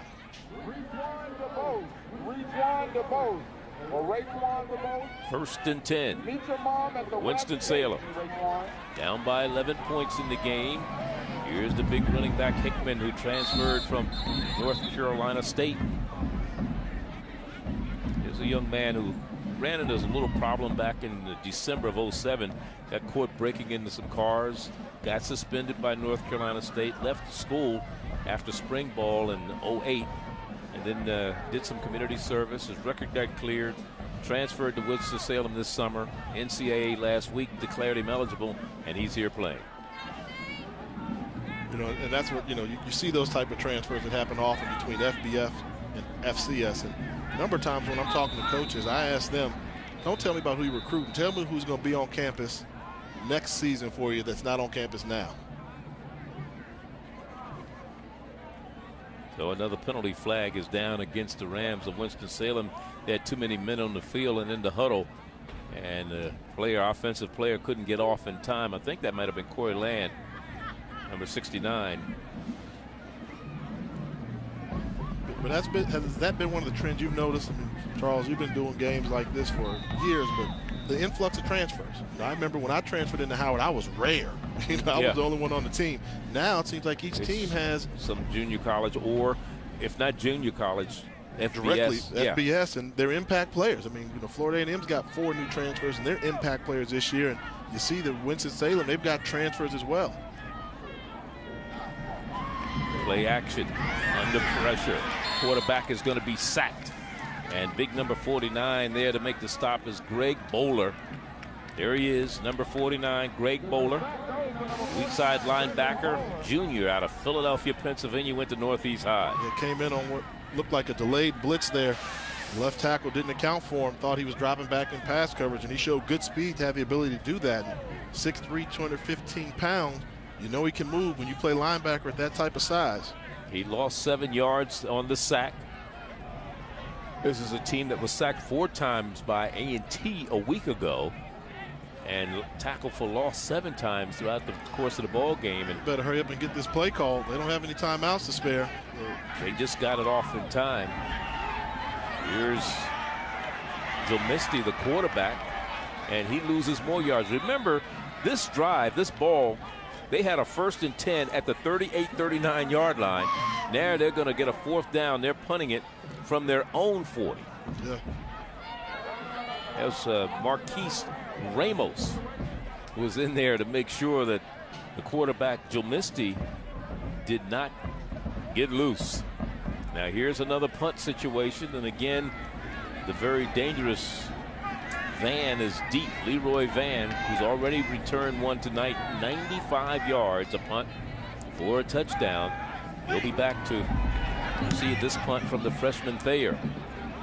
He feels it right at the 20. Down the field he goes. He's got some room to the outside. He may go once again. Look at Cuts this. it back inside. He's still on his feet, still going. He's at the 10, the 5, touchdown, 80 yards. You know, Charlie, some people just don't learn, do they? Don't kick it to the man. Leroy Van, the man, he's back. He is back. I mean, you can't afford to do that. Your defense is doing a good job of keeping a high-powered offense off the scoreboard, and special teams have let you down. And if you're going to try and pull off an upset, you got to win offense, defense, and special teams. They're at a standstill in offense and defense. They're getting killed in special teams. A 40-yard punt, an 80-yard return. He did it 3 times a year ago on punt returns. He's done 2, returned 2 tonight. 175 yards in kickoff returns. And that's why he's a preseason All-American as a return specialist. And this is the thing that Coach Taylor talked about. Guess what the unsportsmanlike penalty was on? Leroy Van. Trying to showboat. You did a good job, son. Act like the professional. Even though you're in college having fun. You said he's from Florida, did you? They flash you down there in Florida, aren't they? For the point after to make it a 21-3 ball game. Leroy Van. He's the man so far. Van the man.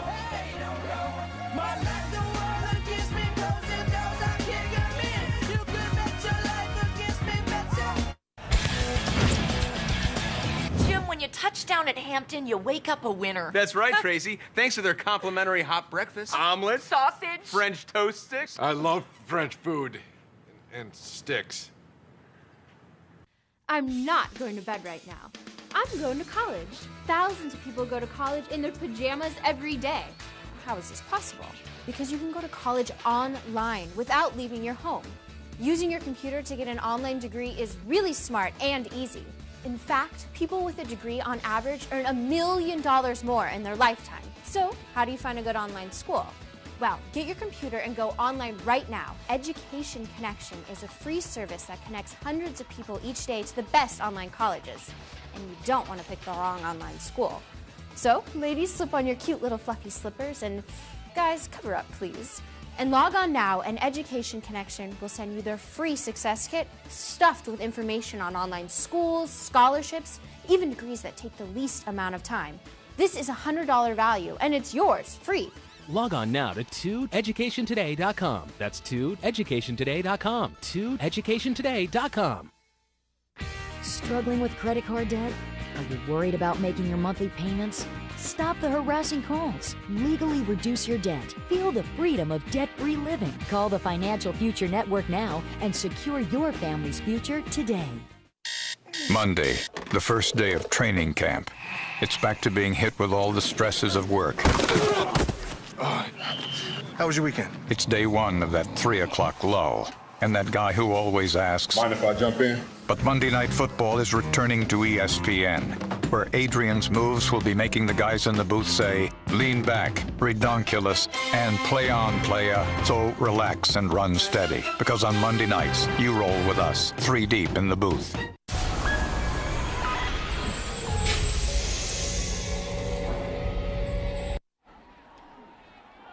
Leroy Van, the man who returned 6 kicks a year ago for touchdowns, 3 kickoffs and 3 punt returns. And I'll tell you, he's done it twice tonight. Talking about upsets, FCS over FBS. Richmond beat Duke last week. Villanova upset Temple by 3.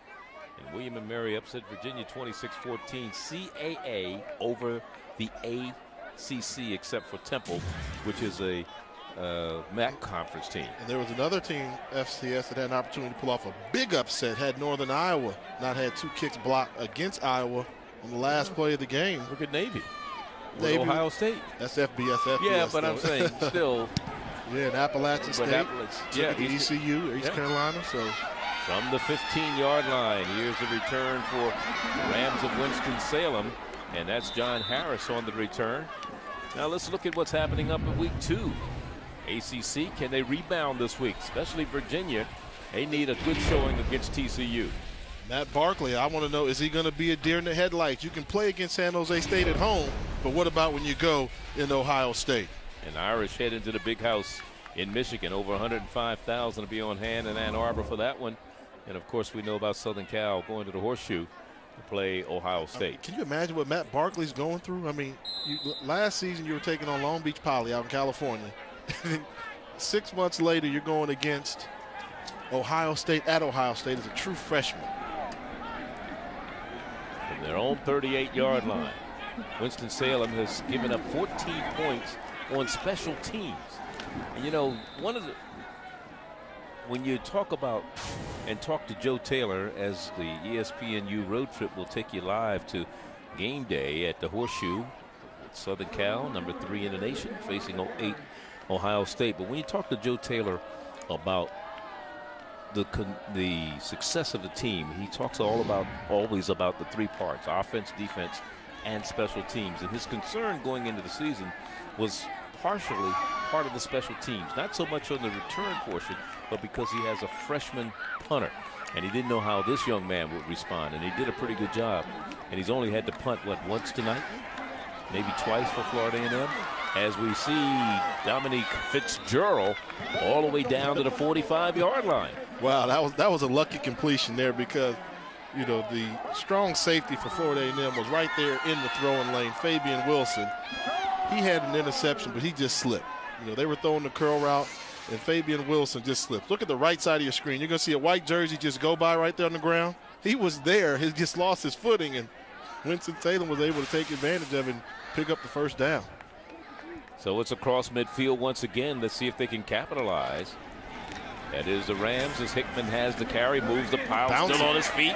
First down, and inside the 35, down to the 32-yard line goes the young man, Cedric Hickman. Like I said, they list him at 220, but he's about a biscuit shy of 250. Then look at him just run into the pile and just keep his legs going. Then nobody gets up to him and takes away his legs, and he bounces to the outside. Finally, Joseph Wims comes from his defensive end position to make the tackle on the big guy. Hickman with 52 yards on 9 carries so far tonight. Here he goes once again. Nothing doing that time. Back to the line of scrimmage, and that's about it. Number 23, Cedric Hickman out of Winston-Salem's Forsyth High. Started his college career at North Carolina State. And you can see why he was, able to play college football at the FBS level. I mean, he's a big guy, but he's got good feet. Has the ability to shift and change directions, and he's doing a good job running the football here tonight for the Rams. It is second down. Look at this formation.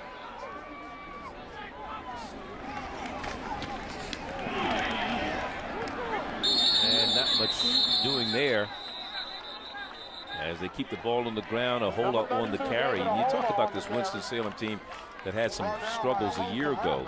They had 14 serious injuries last season.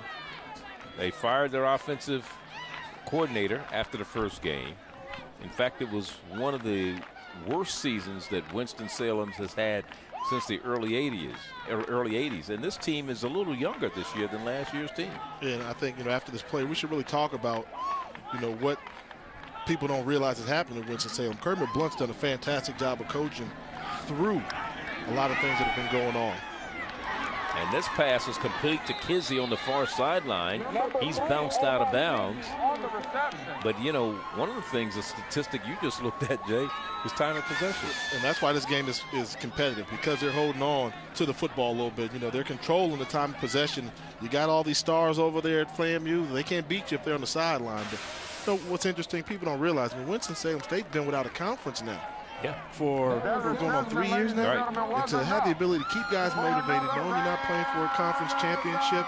You know, they made the jump from Division II to the 1AA or FCS, and Kermit Blunt has had to keep this ship together, and that's when the experience and the years of experience at Winston-Salem State pay off for this program, because had they not had a stable and force and Coach Blunt, this program would have been in pieces, scattered all over the place. Well, he played here, was a quarterback here, played for Bill Hayes, and has been here as the coach for 16 years as Hickman bounces back on the inside. Boy, he leveled a blow against the defender down there and picked up a couple of additional yards there. When you talk about Kermit Blunt and the success he's had in 16, 17 years, he's only had 5 losing seasons the whole time he's been here. Yeah, and that's telling you something. And so often it's very difficult to go from Division II to FCS. You're going up a level, and to not have a bunch of losing seasons on that, I mean, that's telling you.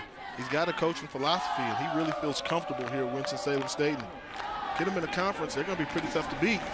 Here again is Hickman straight ahead trying to get the first down, but he's going to be shy as the defensive Florida A&M was stiffened that time. There has been rumors and rumblings that Winston-Salem may go back to Division II. Wow. You know, I wouldn't be a fan of that. You know, and if they're even thinking about it, they've got to have reasons behind that. So I never question somebody's reasons, but, you know, personally, you know, it's like what they say, don't look over your shoulder, you don't move backwards. You know, you kind of keep moving forward. They're going in the right direction. Just once if they're able to get into a league and a conference and supposed to be joining the MEAC conference, then you're talking about competitive every year and the rivalries established. I just don't think they should move backwards myself. I'd hate to see them go. Here's the throw into the end zone, almost intercepted. Touchdown. Oh, that's caught out. It's caught by Dominique Fitzgerald. It was tipped by a FAMU defender, and I believe it was Fabian Wilson who got his hands on it down there, and somehow Dominique Fitzgerald comes up with the touchdown with the reception. Yeah, look at the play action here. It didn't fool too many people. You're going to see Fabian Wilson right there with the safety, as you said, get 2 hands on the ball. He gets 2 hands on this football, tips it up in the air, and Johnny on the spot is Dominique Fitzgerald to give the Rams their first touchdown on the evening. And Brandon Williams throws the touchdown. Here's the point after for Thayer. The kick is up, and it is good. And we have a pretty good ball game. And we're going to take a timeout. It is time for Campus Connection right here from Winston-Salem. Stay with us. Hi, I'm Ken Berg with Winston-Salem State University Motorsports Management Program. What is that program? Stay tuned. We'll let you know after the break.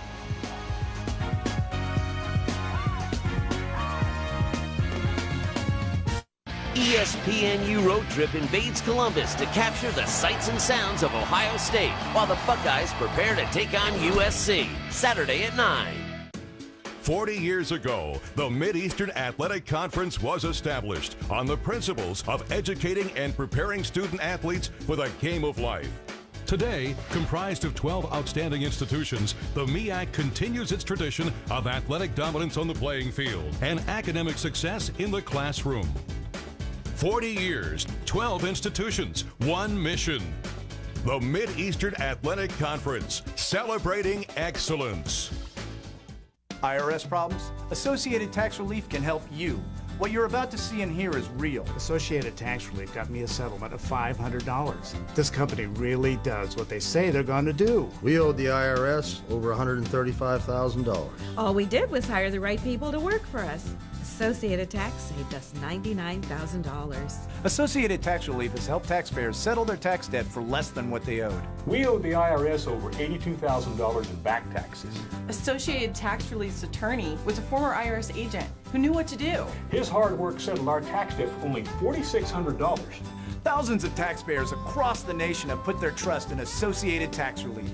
I owed nearly $115,000 and needed help fast. Associated Tax settled my tax debt for way less than what I owed. They saved me over $93,000. Yes, you can solve your IRS problems, and yes, we can help you. For a free consultation, call 888-775-9482 now.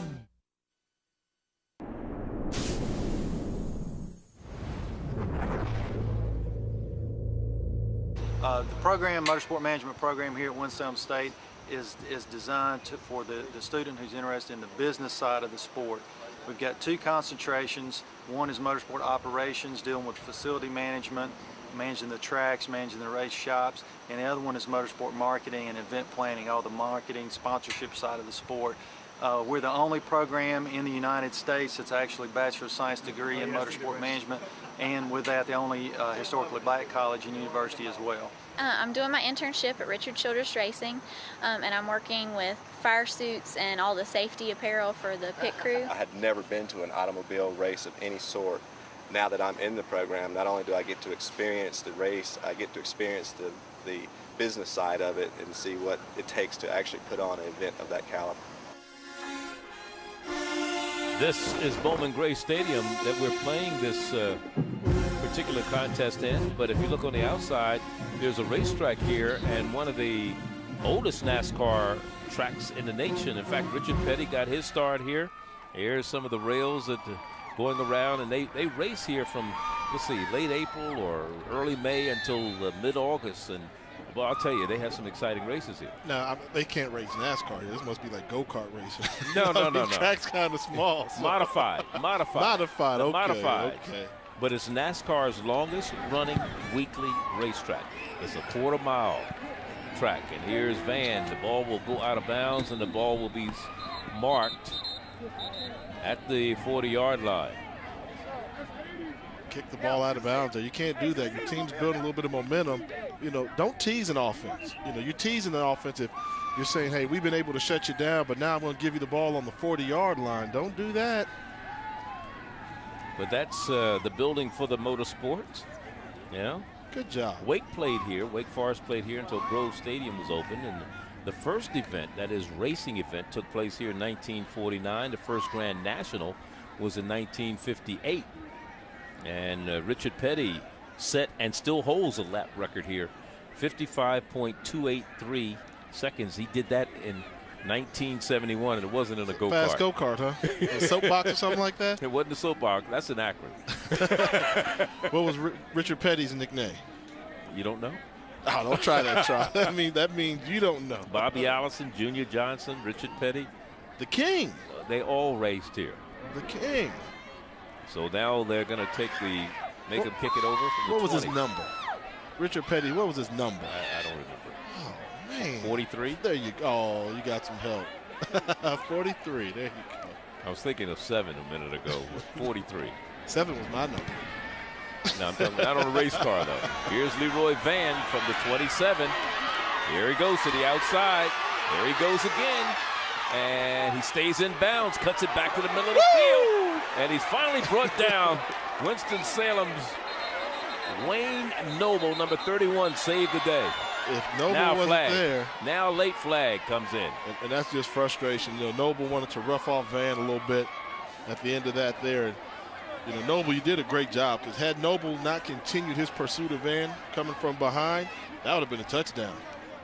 And we just saw an example of that fearless return style that Joe Taylor described when he talked about Leroy Van. In one word, he said he's fearless.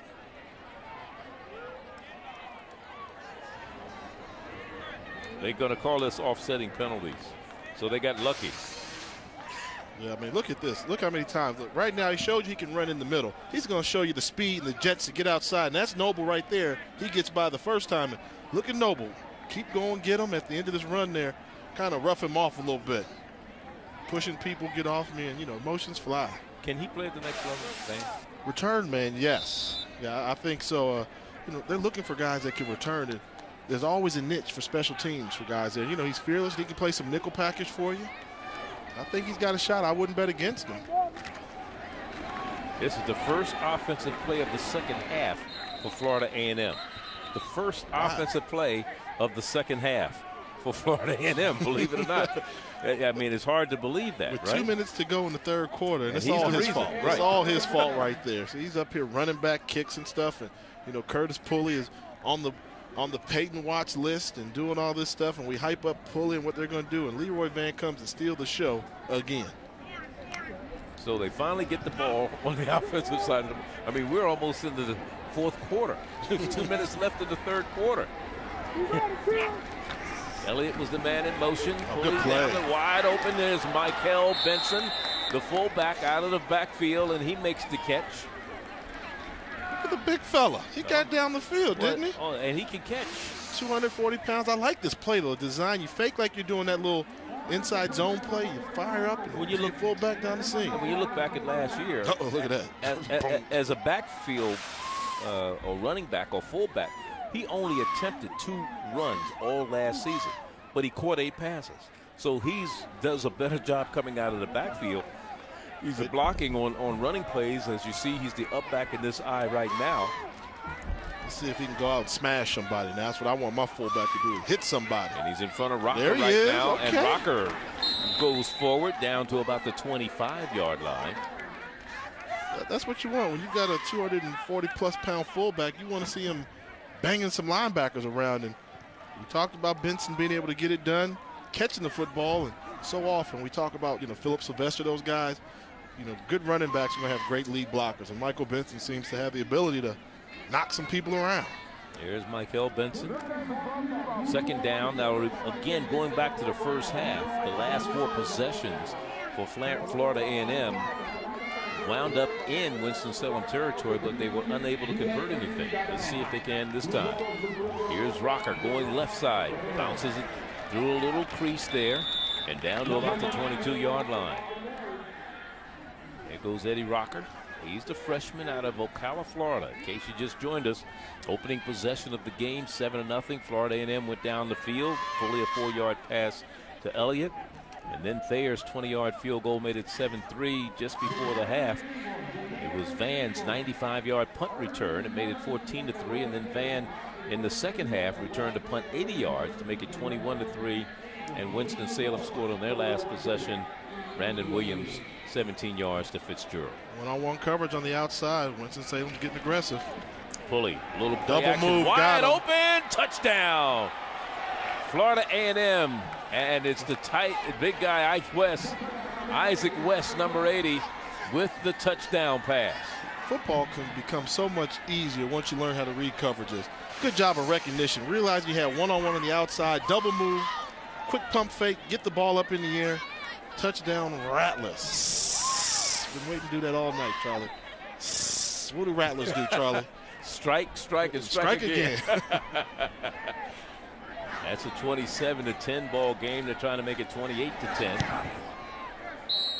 And there's Pulley's second touchdown pass of the evening. Ike West has his first touchdown catch of the season.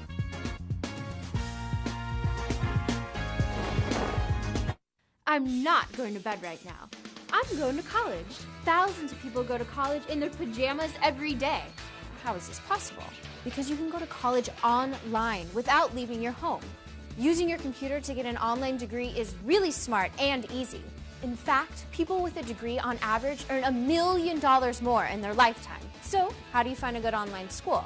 Well, get your computer and go online right now. Education Connection is a free service that connects hundreds of people each day to the best online colleges. And you don't want to pick the wrong online school. So, ladies, slip on your cute little fluffy slippers, and guys, cover up, please. And log on now, and Education Connection will send you their free success kit stuffed with information on online schools, scholarships, even degrees that take the least amount of time. This is a $100 value, and it's yours, free. Log on now to ToEducationToday.com. That's ToEducationToday.com. ToEducationToday.com.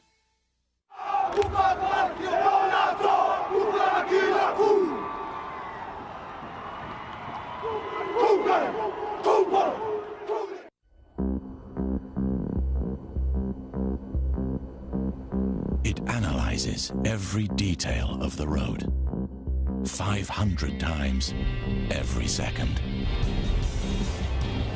The new 2010 Range Rover Sport Supercharged with adaptive dynamics.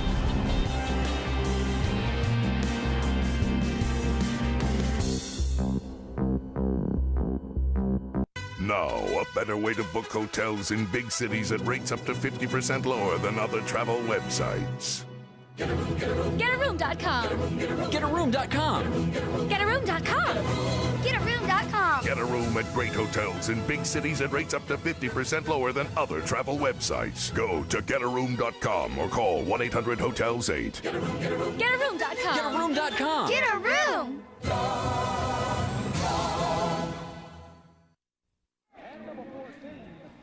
You're looking at Ike West, a junior out of Tallahassee's Lincoln High.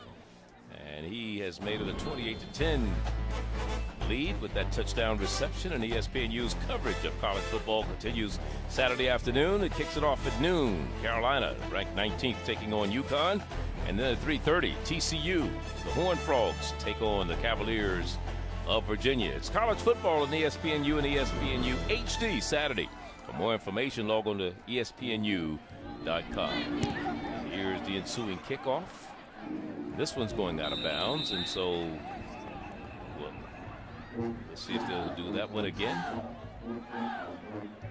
You like Jerry Hughes from TCU, don't you? And I rarely like defensive ends, just for the record, but I like defensive ends with motors. You know, the 15 sacks, 19.5 tackles for losses, and Mountain West Conference preseason play of the year. That's overall. That's not just defense. That's overall. Play of the year. And, you know, he's got an ability to get it done. And tell you what, that's not good news for Al Groh. Al Groh is on that hot seat up there in Charlottesville, and you got a TCU team coming in there. This is their first game of the year. They didn't play last weekend. TCU. You got to double team him. And, you know, a lot of people think they may have the ability to be the BCS buster.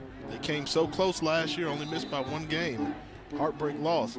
Well, Gary Patterson's done a great job at TCU. He's won 10 games 5 times in the last 7 years. They were 11-2 a year ago. Winning's contagious, isn't it? He certainly is. First down and 10. And there's a bobble of the ball in the backfield, and the running back, Ahula, he had nowhere to go. So that's going to be the end of the third quarter here in Winston-Salem, North Carolina. Florida A&M. They were relying on their special teams for a while, but they did put together a good drive the last time they had the ball, and they've increased their lead to 28-10. ESPNU Road Trip captures the sights and sounds of Ohio State Saturday at 9. Hey, Vincent! Go State! Hey, Ham. Why did that guy call you Vincent? Because that's my real name, Bergwood. It is? How do you know that? He's my Allstate agent. Oh, he insures your car. And my boat. You got a boat? Ah, my wife is a big-time skier. You married? Allstate agents know who you really are and what you really need. Call one today for a free Good Hands coverage checkup. Are you in good hands? Where'd you meet your wife? Pilates.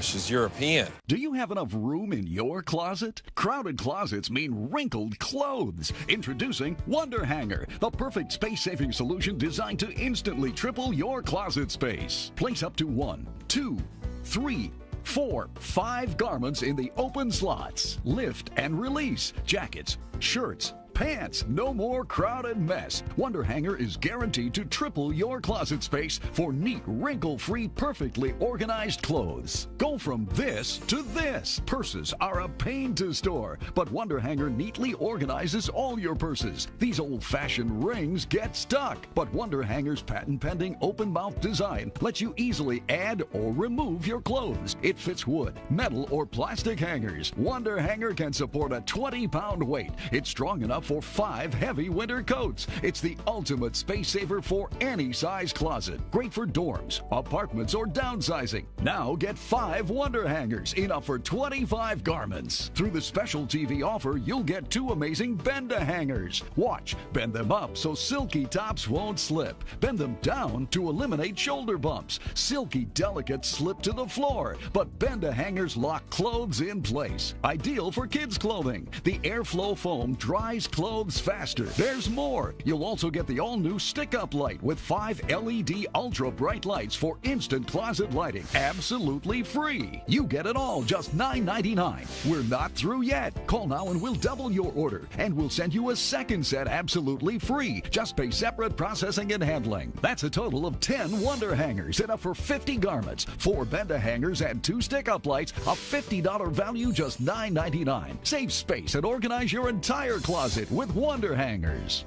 Wonder Hangers come with a 30-day money-back guarantee. To order, call 1-800-504-4362. That's 1-800-504-4362. Call now. Your home for college sports 24/7 is ESPNU. The passion. Touchdown! The anticipation. It is gone.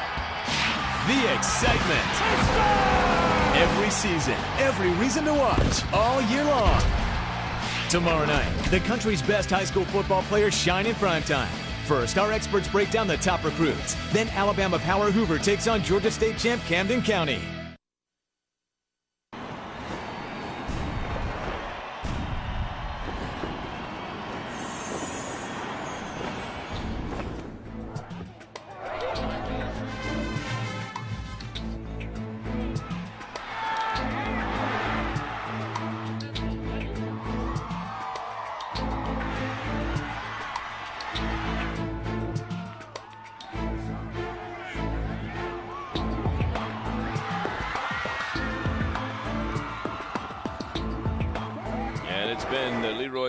Show here, and that's the reason Florida A&M has 28 points on the board. He has 14, has accounted for 14 of them himself.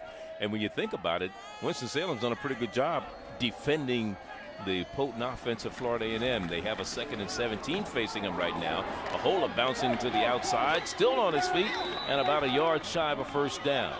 That was a 2nd down run, and he picked up about 16 of the 17 yards needed, so it'll be 3rd and 1. That's what you want. A running back come out and hit the hole hard. You talked about the defense for Winston-Salem. They did enough to keep their offense in this game. We knew they had some offensive deficiencies. The defense did their job. Special teams let them down. 3rd down and 1 now. Hickman back in the lineup at the running back spot. Brandon Williams has gone basically all the way. And now it's Hickman getting the first down right across midfield and stopped at the 49-yard line. A 2-yard gain on that run by Hickman. If they were going against a lesser team, this combination of Hickman and Ahola would be all right. You know, you got the power, and then you got the quickness. You know, the thunder and the lightning, as people like to say, and you know, the nail and the hammer. I mean, they could get something going here. You know, when the MEAC schedule comes along and they play some of these MEAC teams, this will be interesting. It's not going to be an easy W. It's going to be interesting. Well, one of the things we don't know about, we haven't seen Brandon McCray since early in the contest. He was starting running back. Ahola has come in and spelled him, and Ahola gets to carry that time. But we don't know if there's an issue with an injury with Brandon McCray, the redshirt senior out of Flowers High in Washington, D.C., number 26, who we haven't seen since early in the contest. Wow, went to Flowers. Huh? That's one of Mike Mayo's boys. Flowers there, and you know, and let's hope he's okay, because this is a young man that's been can't catch a break. You know, been last season only played in 3 games, and the season before that the same thing. So with wrist injury, so let's hope he's healthy and we'll be able to enjoy his senior campaign down here in Winston-Salem. On 2nd down, Class over the middle, and it's caught. It's not a lot of room to go after the catch. Pass is complete to number 2. Coming up with the reception for the Rams of Winston-Salem was Brian Wynn, number 2. Key 3rd down opportunity right here for the Rams.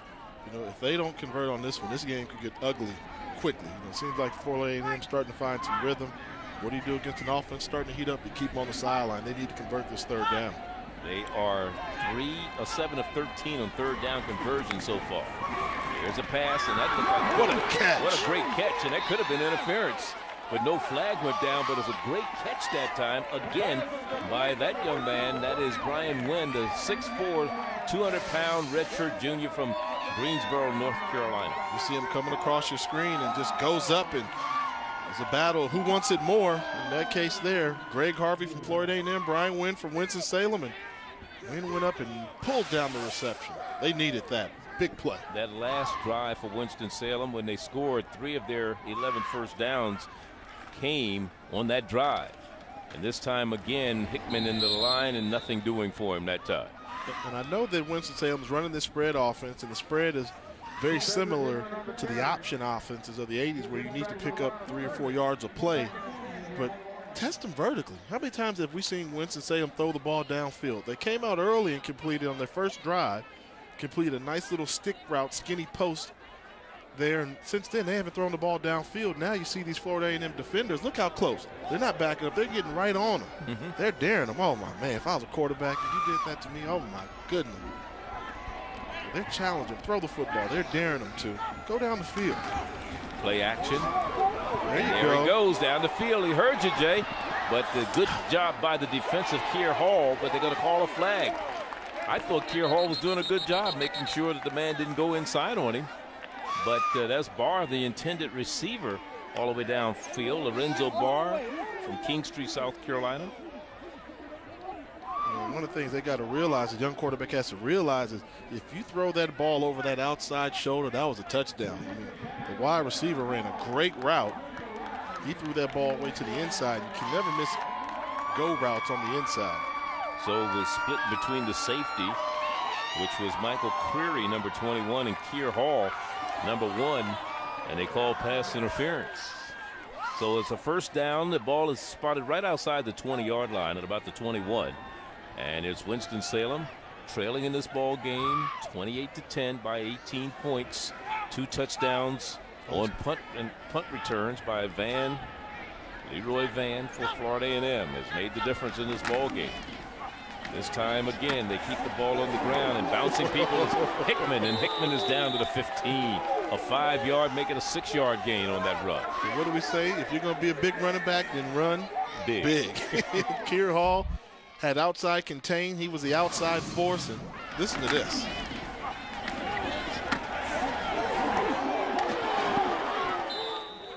He got lower than the defender, didn't he? That's pretty good for a big guy. Yes, that was. That was a forklift there. Keir Hall tackled him twice. Ahola is now in the lineup behind the quarterback.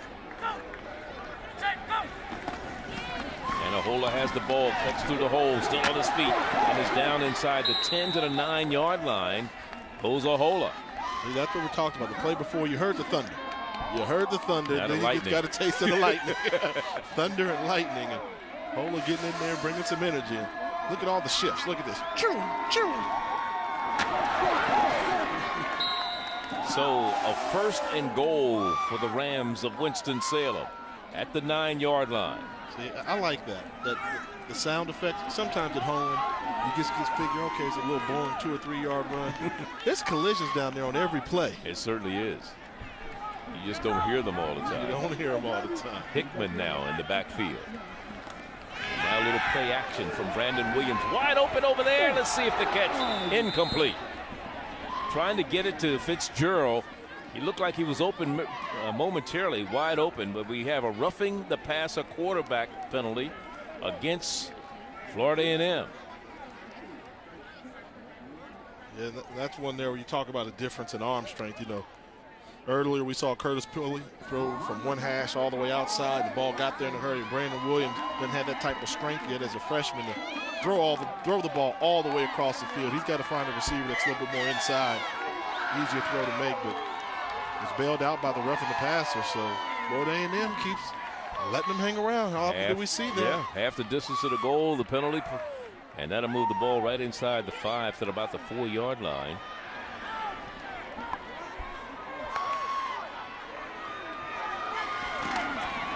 Hickman straight ahead, and Hickman down to about the 3-yard line. 3 white jerseys there to wrap him up for Florida A&M. And it's going to take 3 jerseys because he's running like a motivated runner. When he gets that momentum going and that body mass behind him, very difficult to bring down. And we have a player a little slow, shaking up on the play for the Rams of Winston-Salem State University. You know, you look at those uniforms for Winston-Salem. They were updated this year thanks to former Ram defensive lineman William Hayes, who's now playing with the Tennessee Titans, and they open their season tonight against the Steelers out in Pittsburgh, Pennsylvania. He played 2 years ago here, drafted 2008 by the Titans, and he donated. In fact, if you notice, they have their names on the back of their jerseys. Yeah. Kermit Blunt didn't want that at first, but he said he wanted it, and if he's paying for it, hey, what are you going to do? While they tend to the injured player, we're going to take a timeout. Under 10 minutes to go in this one. Rams threatening. Road trip, I map out the cheapest gas station so I can save a few bucks. We can spend it on dog food, bags of it. So we use a credit card that gives us cash back. It's always good to buy only solid colored wrapping paper. It's good for every occasion, like new snowblower. I got it off-season, half price. It's a man machine. It's aggressive. At Citi, we know everyone's talking about spending smarter, and we've got lots of ways to help, like credit cards with cash back, because we all have to spend. So let's be smart about it, and that's why Citi never sleeps. Scientific tests prove when you drink Dr. Pepper slow, 23 flavors taste even better. For me, slow always produces a hit. Step aside for a minute. Check this out. Slower is better. Trust me. Doubt me. Yeah! A work of art, a finely tuned machine, a sanctuary, a command center. A sophisticated sedan, a sports car. Together, Nissan Maxima, the four-door sports car. Now get a new Nissan Maxima for 0% APR financing for 60 months. Look at that joker. That is so dumb. Is there any mascot stupider than an aardvark? I don't know. It's KGB it. Is there any mascot more stupid than an aardvark? Well, there's the boll weevil from the University of Arkansas at Monticello. Boll weevil. I'll show you, stupid! Text your question to 542-542. As you look at the game summary here, 28-10 is our score. Pulley, 13 of 17, 130 yards, a pair of touchdowns. Van, 2 punt returns for touchdowns, totaling 175 yards. Time of possession, Florida A&M, 20 minutes. Winston-Salem, 29, but 3 of those minutes for Florida A&M is in the second half. And there's Levine, the center, Nazir Levine, who was starting his 17th straight game tonight. He goes off the field with a leg injury, replaced by David Luckett at the center spot. And here's Hickman to the right side. And Hickman wrapped up before he could get going. Not much running room there for Mr. Hickman. Going back to that summary that we had, some of the keys for victory I thought was for FAMU, they had to let them play. The athletes came out and they played, and they had to have solid special teams. I thought they had great special team, which is giving them the advantage. And then for Winston-Salem, control the clock, which they've done, but they haven't been able to create that turnover defensively. They did get the fumble early in the contest, but when they needed some more, didn't have enough of those, and the special teams let them down. They're going to go for it on 4th down and goal. Or make this as 3rd. I'm sorry. Correction. It's 3rd and goal. Move the pocket. Roll the quarterback out. They're going to get a delay of game. They didn't get the ball off in time. The play clock ran out on them. So now that moves the ball back 5 yards further. So instead of snapping the ball from the 3, they'll be snapping it from the 8. And this is when you show some quarterback leadership. You sit there and say, okay, guys, that's all right. We just have more room to work with. You know, you've got to get the team motivated. Let them know that that penalty was no problem. It's always my fault as a quarterback when we get a delayed game call. But if that's the case, hey, we just got more room to operate with. We'll go ahead and get this touchdown anyway.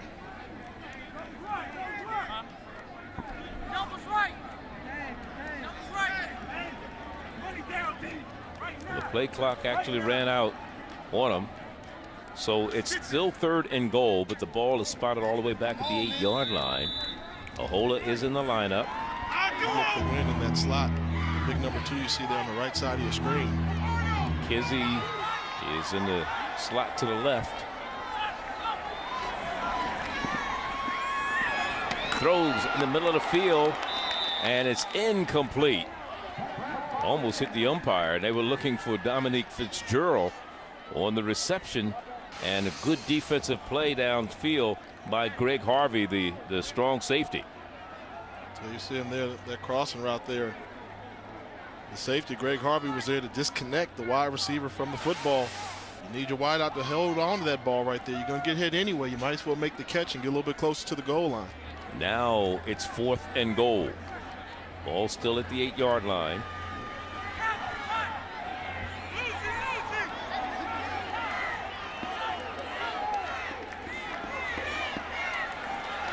Quarterback in trouble. He's just going to let it go. Oh, you don't throw it out of bounds. Yeah, well, you don't want to throw an interception either. Fourth down, you throw it to where you got some red jerseys, and then you do it. The quarterback is a little slow getting up, too. He's hobbling off. Brandon Williams. We're going to take a timeout. Step aside when we come back. Jay Walker joins us with some information. The professor on FAMU. Stay with us.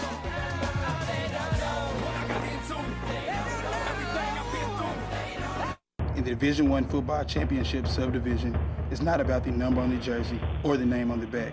In the FCS, it's about passion, teamwork, and school spirit. But most of all, it's about integrity, honor, and respect. In Division I football, it's all about sportsmanship. We are the Division I FCS, 12,000 student athletes, 118 universities, and 13 conferences. This is where sportsmanship happens. When you touch down at Hampton, you wake up a winner. That's right. Thanks to their friendly service. They even remembered my name. What is your name? That you will never know. Smart move, Tracy. Seriously, what's your name? Struggling with credit card debt? Are you worried about making your monthly payments? Stop the harassing calls. Legally reduce your debt. Feel the freedom of debt-free living. Call the Financial Future Network now and secure your family's future today. ESPNU Road Trip invades Columbus to capture the sights and sounds of Ohio State while the Buckeyes prepare to take on USC. Saturday at 9. Welcome to Progressive. How may I help you? I'm looking for a deal on car insurance. I think we might have a coupon in here. There's an easier way. We've got the name your price option. You do? Follow me. You tell us how much you want to pay, and we'll build you a policy that fits your budget. And I still get great coverage. Uh-huh. Go ahead. You're the boss. I'm the boss of savings. More like the CEO. No glass ceiling. The freedom to name your price. Now that's Progressive. Call or click today. Here you go. Whoa, that's some serious insurance. Ding, ding, ding, ding, ding. Fun fact, Progressive is the #1 truck insurer. Yeah, great service at the right price. And nowadays, my business depends on it. Do you have anything like that for my car? Yes. Our car insurance comes with 24/7 claim service, and you could save hundreds. So what you hauling? Oh, 8-year-olds to soccer practice. 9. Precious cargo. Protecting what matters most to you. Now that's Progressive. Call or click today.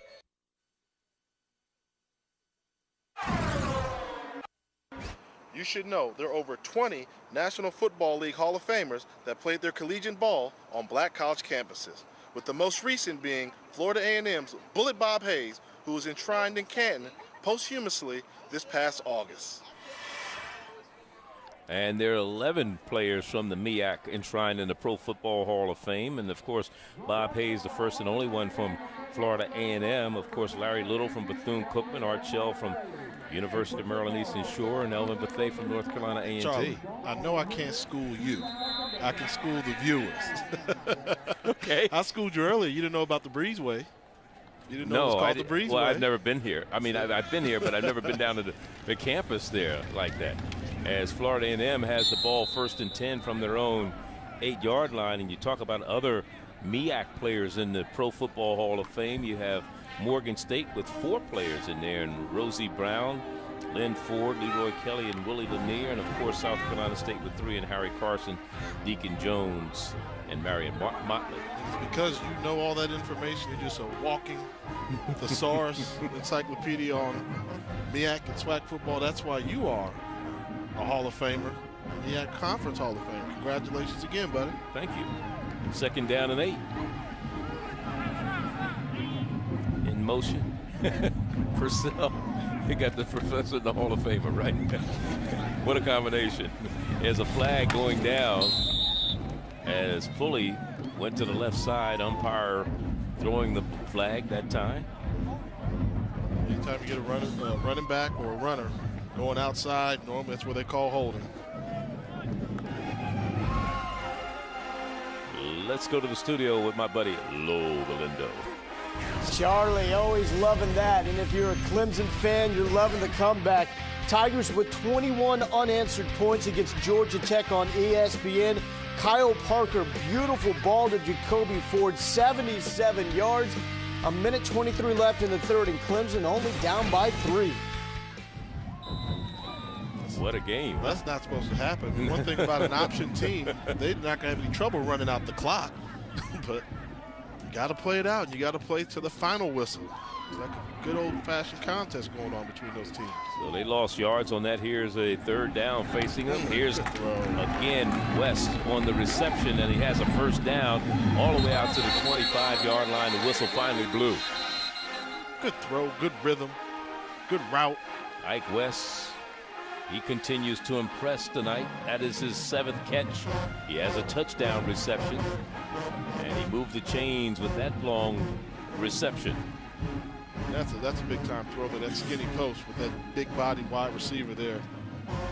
I don't know if you can find a better all-around receiving core in any level of FCS football right now. This is a good-looking group of young wide receivers that they have. Well, you know, at the end of the first half and in the first half, Florida A&M had problems putting the ball in the end zone on drives. Here's Pulley going back to pass, and that was one of the concerns as he has this one complete to Elliott on the far sideline. One of the concerns for Joe Taylor coming in was that they do finish drives, and he was concerned that they would go down the field and they would stall. And we know that they stalled on 4 straight possessions, either punt it, turned it over on downs, or fumble the ball. Yeah, it seems like they came out in the second half with some fire in their belly, realizing what they had done and not playing up to the level of expectation that Coach Taylor had for them. And I always say the mark of a good coach is how that team comes out and adjusts with the halftime adjustments. It looks like Florida A&M has made some key adjustments, and they seem to have some offensive rhythm right now. 2nd and 1. It's Elliott in motion. Again, they keep it on the ground.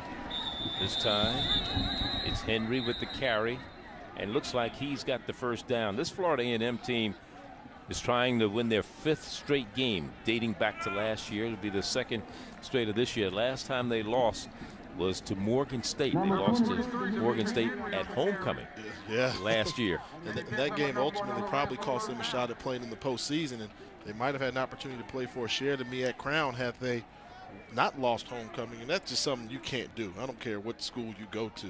You can't lose homecoming. He saw a shot of Joe Taylor. He's 10-3 at FAMU. 207 career wins overall. #1 in winning percentage among active HBCU coaches as they turned the corner, or tried to turn the corner, and coming up with a big stop that time for Winston-Salem is Kearney there, number 47, Sean Kearney, the junior out of Henderson, North Carolina. And this is one where you have to slow down if you're a running back. Eddie Rocker, you got this big wall in front of you. Where are you going? Let those guys take a step back and allow the pulling center and your guard. Just take a step back, ease it up in right there, back in there, and then get right on that hip of number 64, get vertically upfield. But a little patience. You got to know when to turn on the jets and when to go on cruise control. That's a freshman for you, though, right? He'll get better. Here's Pulley on the option to the right side, pitches it back to Rocker, and Rocker has nowhere to go. Back to the line of scrimmage, and that is it. Yeah, every time tonight, there's been no in-man on the line of scrimmage, and great pursuit by Winston-Salem to contain the option every time they've run it. 95, Stephen Young for Winston-Salem, a little slow getting up, and he's coming off the field a little shaken up under his own power. One of the reasons why it's so difficult to run an option against Winston-Salem is they use a rover. You know, you don't find too many teams that bring that rover back and put them right up on the line of scrimmage and can really crowd up the running lanes. 2nd down, 2nd and 10. Pulley wants to go upstairs. Throws, and it's complete to Elliott. Breaks the tackle at the 40. 35-30 down the sideline and finally out of bounds on the far sideline, but not before he gets yardage all the way down to the 15. Pass is complete to the group of receivers. I mean, they just do the things and they make it look easy. You're talking about that was not an easy route he ran. The crossing route across the middle, didn't even pay attention to where the safety was. Caught that ball in stride, kept running, and then down in Florida, they're known for having those rack boys, run after catch boys, they like to call them down there. And you see that there, a little extracurricular activity after the whistle. 47-yard gain for Elliott. Between Elliott and West, 13 receptions between the two tonight. That's Elliott in motion, and now on the counter play back to the inside. Nothing happening that time for Demetric Henry, number 23, the running back, as he loses yards back to about the 19. They've had the ball, the line of scrimmage original was the 17, so he lost about 2. Yeah, and Big Akeem Ward's played a good football game for Coach Blunt, the defensive staff there at Winston-Salem. He's kept that motor going, and he's part of the reason they haven't been able to really explode offensively running the ball. Now, they found gaps in the defense in the secondary, but they've been pretty staunch up front for Winston-Salem.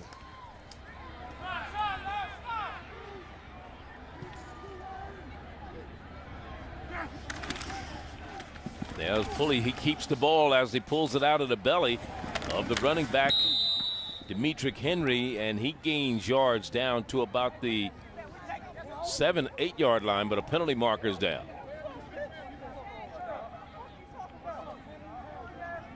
FAMU has been penalized 7 times before this one tonight for 65 yards. Again, the umpire throwing the flag. The umpire tonight, Willie Robinson out of Miami, Florida. No, they take the flag and pick it up.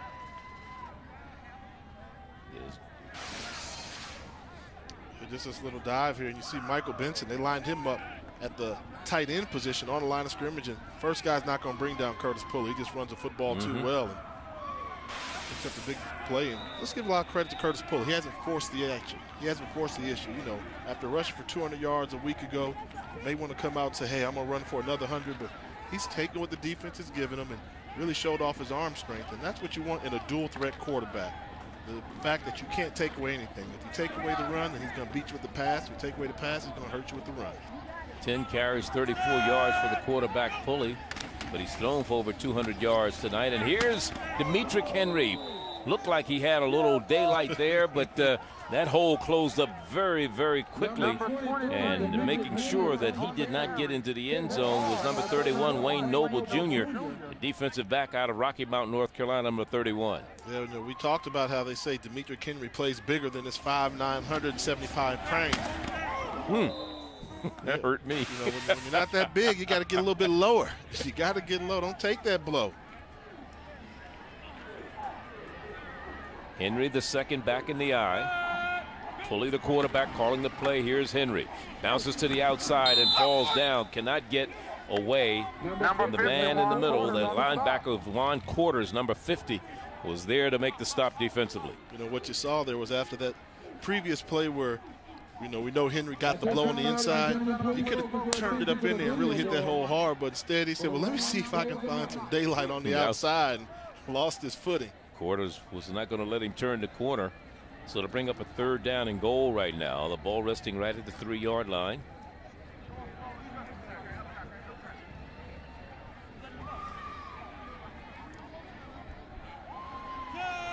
Rocker. And here's Pulley, wants to throw it. Across the middle, touchdown. Florida A&M, complete to the tight end, Max Purcell, the second. He had 1 reception a week ago. He has 1 here tonight. So Purcell with the touchdown. 3 touchdown passes for Pulley tonight. Yeah, once you get past that linebacker and they pass him off, finds a soft spot in the backside of the end zone. Curtis Pulley with a good recognition for his 2nd touchdown strike of the night. 3rd. He's thrown 3 TDs tonight. My fault. I don't want to mess up your stat line, Curtis. And the point after is up. And the point after is good. Oh, it's no good? No, they missed it. They missed it. Unusual for Trevor Scott. Pretty reliable. He only missed one all of last season, 54-55. But nevertheless, FAMU increases their lead. We'll be back. My laptop offers me the freedom and flexibility to work anywhere, but it's not always comfortable. Now you can use your laptop comfortably anywhere with the revolutionary PortaBook. It's so easy. Just choose one of the 5 adjustable setting positions. Place laptop onto the PortaBook, then fasten. PortaBook allows you to set just the right angle for optimal viewing. No more uncomfortable hunching. PortaBook provides better ergonomic positioning to reduce wrist, neck, and back strain. Just look at the difference. And PortaBook raises the back edge of your notebook, providing increased airflow to help prevent overheating. Use PortaBook to protect your lap from a hot computer. Protect furniture from heat damage. PortaBook has convenient storage for your essentials, so it's the perfect workstation anywhere at home. And its space-saving fold-up design makes it ideal for computing on the move. No laptop? No problem. PortaBook is the ultimate convenience for hands-free reading, too. My parents bought me the PortaBook for college. Fits in my backpack so I can use it anytime, anywhere on campus. PortaBook makes the ideal clipboard, and it even makes a great music stand. PortaBook is so practical, everyone in my family uses one. For a limited time, get the personal PortaBook for the special TV price of only $14.95. That's an unbelievable 30% savings off our regular price. But wait, as a special bonus, we'll send you the Wi-Fi Finder. You'll also get a USB light to help brighten up your workspace and a USB fan to help keep you cool. So you'll get all 3 bonus items a $60 value free. Just pay additional shipping and handling. But there's even more. If you call now, we'll send you a second PortaBook free. Just pay separate shipping and handling. You get it all. 2 PortaBooks, the Wi-Fi Finder, USB light, and USB fan. A $100 value, all for only $14.95. So call now. Call the number on your screen now to get your own personal PortaBook, plus bonus items for the special discounted price of only $14.95. That's a savings of 30%. You'll also get a second PortaBook for free. So call now. 34-10 our score. Just a minute 4 to go. And don't forget, high school football action continues on ESPNU Friday. Hoover Buccaneers taking on the Camden County Wildcats. It's the future stars of the gridiron today. It's the Old Spice High School Showcase on ESPNU Friday at 8 Eastern. For more information, log on to ESPNU.com. And the numbers on Pulley, 3 touchdown passes tonight. Of course, 1 to Elliott, 1 to West, and then the last one to Purcell. 209 yards, no interceptions. On 17 of 21, not too shabby. And for Winston-Salem, you know, this will be their 4th straight loss dating back to last year. Last time they won, they had a couple good upsets last year. They beat Hampton, they beat Delaware State. That was their last win. That was on November the 8th of last season. This one from the 14-yard line. And a little running room to the outside, but that hole closed very, very quickly for Keaton. Alton Keaton, the junior from Fayetteville, North Carolina. His first kickoff return tonight. He had a 22-yard kickoff return last week against the Aggies of North Carolina A&T. So it's first down and 10 for the Rams of Winston-Salem after that 21-yard return at their own 35-yard line. You saw those numbers on Curtis Pulley, but won't show up on the stat sheet as he did all that in basically 3 quarters worth of work because he didn't even touch the football in the 3rd quarter. I was going to say, what makes it so ironic about this ball game, Florida A&M only had 2 offensive possessions in the second half, and they scored on both of them. This pass is incomplete, and the defensive back almost took the head off the intended receiver that time. Not much there for Kinzer, number 88, Jonathan Kinzer. So Joe Taylor going to increase his record to 208 wins.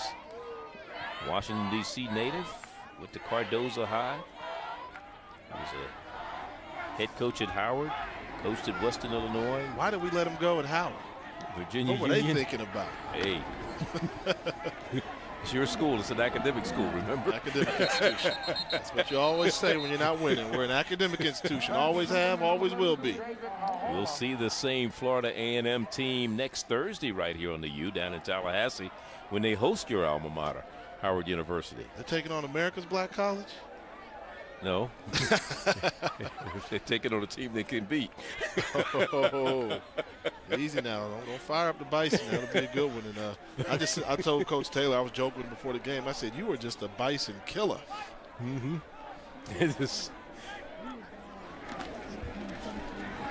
go. Pass out in the flat. Ohala with the reception.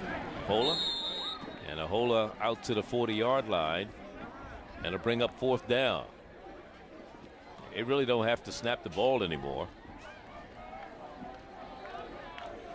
I think what you do is when you got a young quarterback, though, you can never get him enough snaps in games, in game situations, and working on the passing offense. Wouldn't be surprised, even though those games pretty much put away there, if you wind it down and let him get some more looks.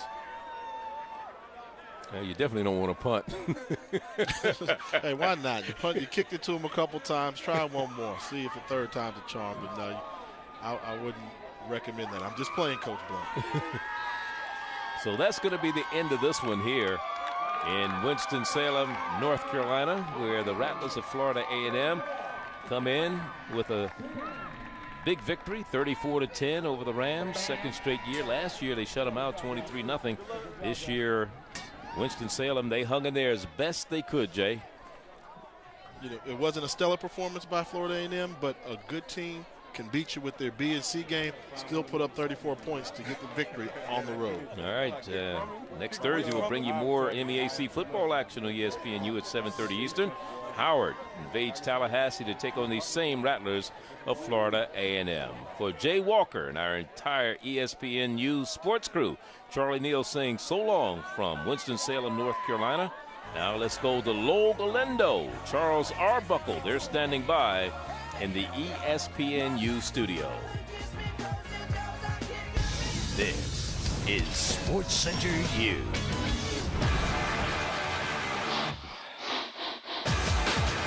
They are the best running backs the ACC has to offer. C.J. Spiller, Jonathan Dwyer, trading blows tonight in Atlanta. We're hanging out with the best backs in the ACC in a matchup where style truly does matter.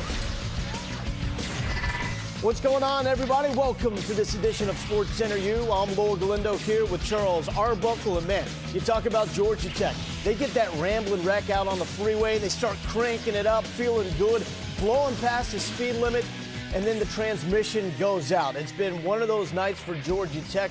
They get up to a 24-zip lead, but the Clemson Tigers find a way to come back. And it's been back and forth all night long, but most of it coming from Clemson in the second half. And as you look at the Tigers, you see the play that has put the Tigers really truly in control of this game as we go out to Atlanta.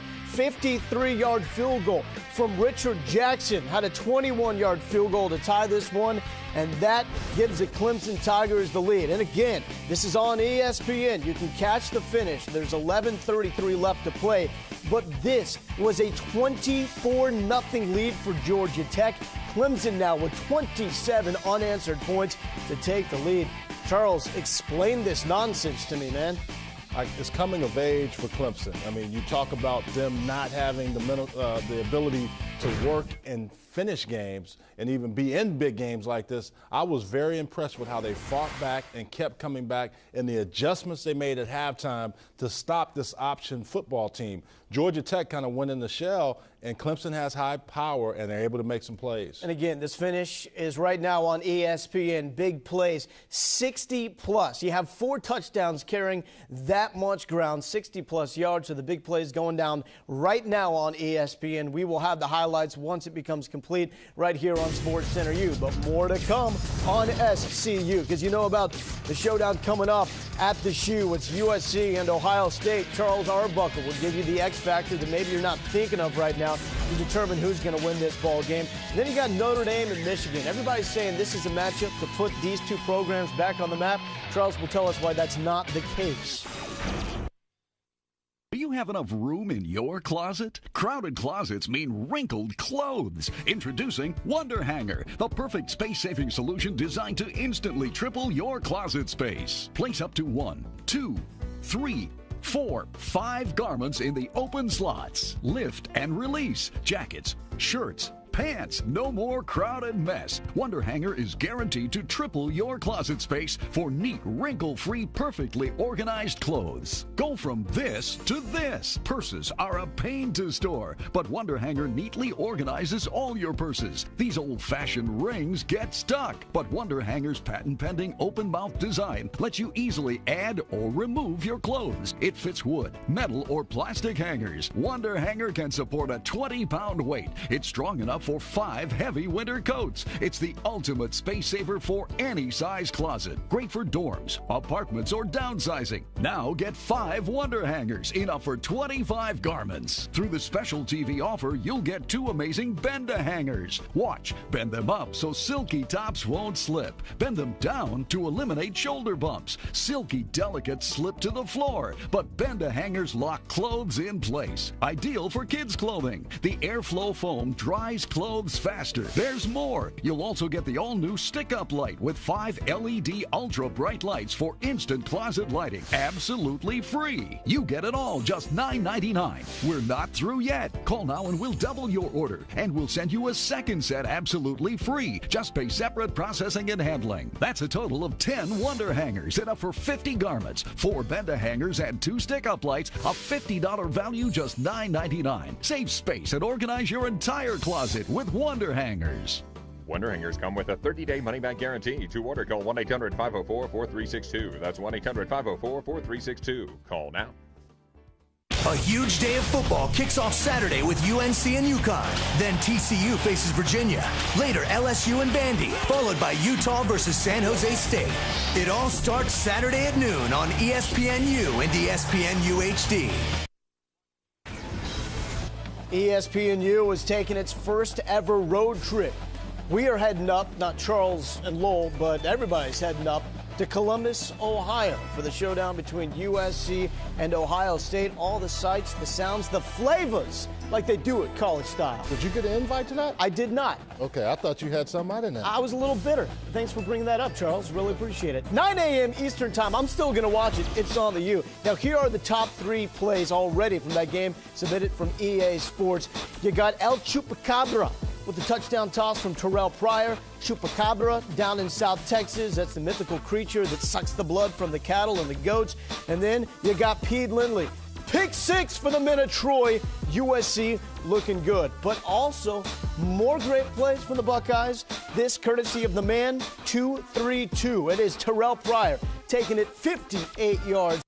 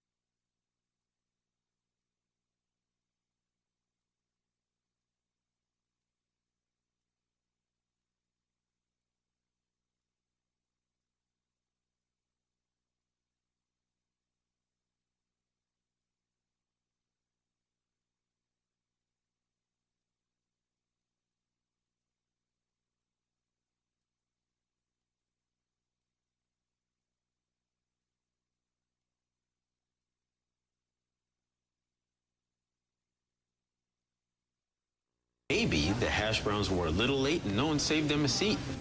Maybe if the platter got a text message from the hash browns saying they were on their way. Well, maybe if the...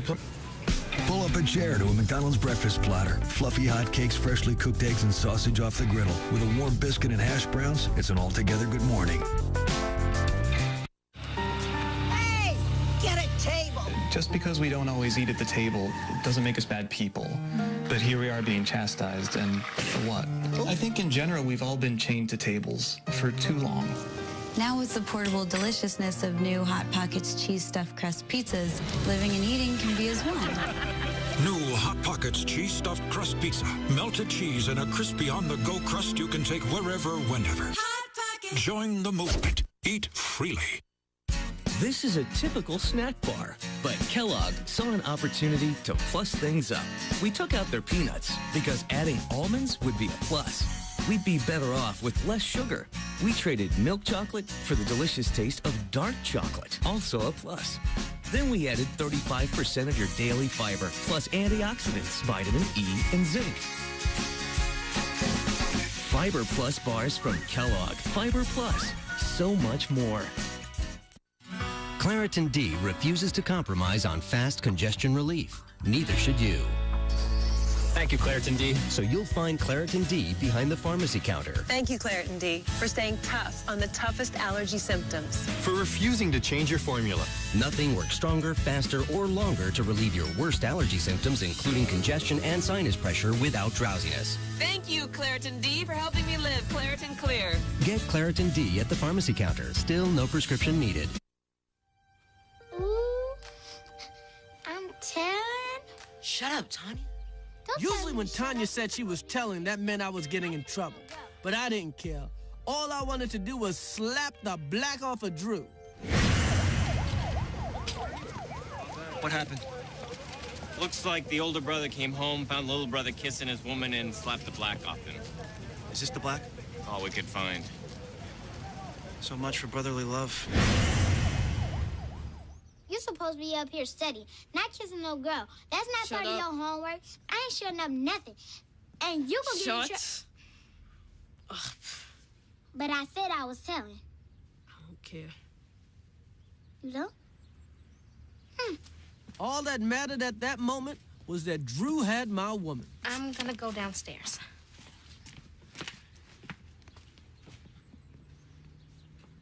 What's wrong with you? What?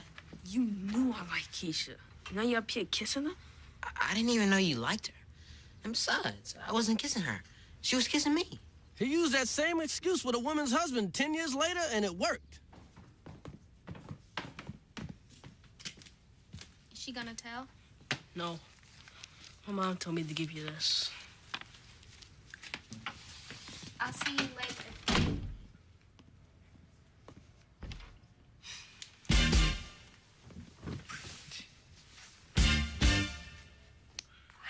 I had never had a broken heart before. I was so messed up, nothing could get me out of it.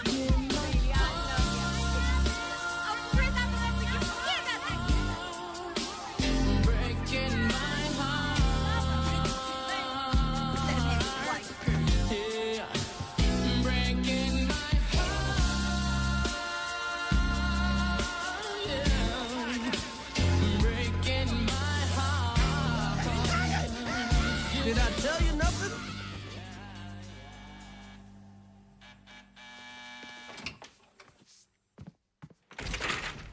Hey, Julius. Rochelle's not here. No, Keisha left her jacket here. You mind if I come in and look? No, I get it. Sheila made my dad nervous. Since there weren't a lot of men around, women on the block were always coming around when my mother wasn't home. Did I leave my house keys? Did I leave my frying pan? Did I leave my sweater here? You have never been here. Can't blame a sister for trying. Try this. It's not here. No, it's got to be here. It'll only take a minute, Julius.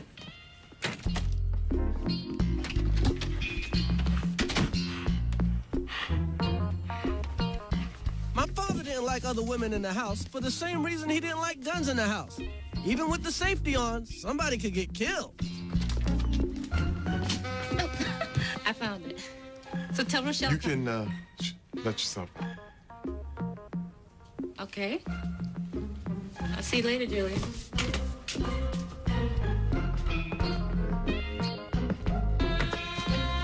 Tell Rochelle that I'll be...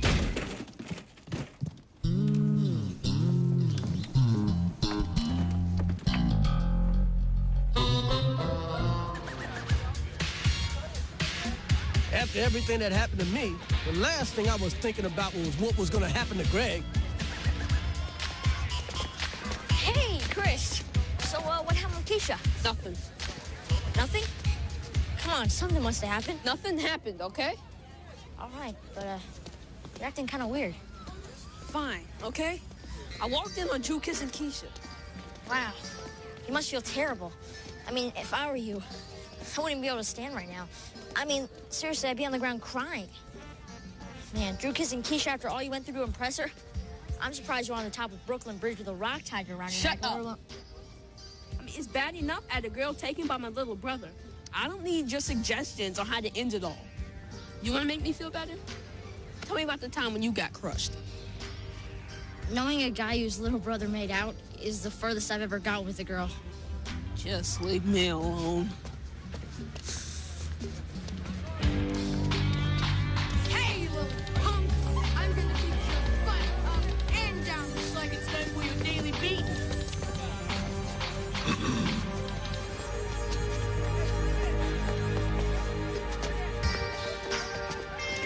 I didn't want to see you get beat down. Thanks, man. Come on, let's go. Greg's problems went away, but mine just kept coming back to haunt me. Hey, son. You want soda?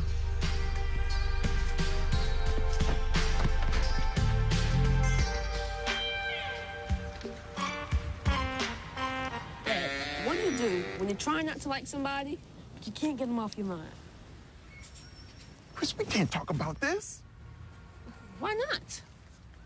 Look, Chris, sometimes things ain't always what they look like. I mean, just because you might think about somebody doesn't mean that anything's gonna happen. You know, it's innocent. But you can't tell nobody. You just keep your mouth shut. And keep your distance. But she lives right next door. Don't you think I know that? What you want me to do, move? It's nothing. Forget it. Drink your soda. But what if she decides to tutor Drew again? Well, you just gotta... Drew? Yeah. Who are we talking about? Keisha? Oh, Keisha. Keisha. Hey, man, look. Chris, you just have to focus on other things, okay? I mean, you know, it'll take a little time. You'll meet some more girls. She's just the first one. Is she the first one? Kinda. This is good. If my father could just keep things to himself, he'd be all right. Tonight, be there for the love, I knew it! You are attracted to me. the hope, Dad, I want skating lessons. the emotion. If it wasn't for this man, I wouldn't be here. I guess working that big head through my pelvis doesn't mean jack. And all the drama of the day, tonight and every night at dinner. If you're not at the table, you're missing the good stuff. From Barbie and the Three Musketeers DVD. Join Barbie at the ball. The prince needs help. Quick, skirt becomes a cape. Tiara becomes a mask. Princess transforms to musketeer. Barbie and the Three Musketeers, dolls and DVD, each sold separately. DVD coming soon. Romano's Macaroni Grill as a way to get things cooking at home. They're macaroni grill dinner kits, the restaurant favorites that'll ignite your senses. You get the pasta, special sauces and seasonings, add your grilled chicken, cook for 20 minutes, then top with our cheeses for a meal that'll make any night feel special. Romano's Macaroni Grill dinner kits, the restaurant favorites that let you stay in and go all out. Faded dark clothes are a major style faux pas. Even after 20 washes, Woolite for All Darks won't cause fading. Washed out, not pretty. So keep your clothes looking like new. Don't take a chance. Trust Woolite. The sun be true. I must be saying things today. Maybe unbelievable, but it happened just that way. Style, quality, and price matter. JCPenney. This Friday, when the world needs saving, you can count on these guys. The inventor. Mamma mia. The weather girl. Anybody order pizza? The monkey. Hungry. The big baby. I think they're kind of cute. The cameraman. I am also a particle physicist. Really? No, that was a joke. I'm also a comedian. And the law. Looks like everything turned out okay. Party with a chance of meatballs. Rated PG in 3D and IMAX 3D.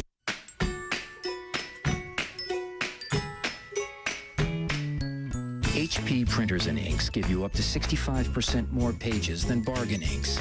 Now that's an impressive bargain.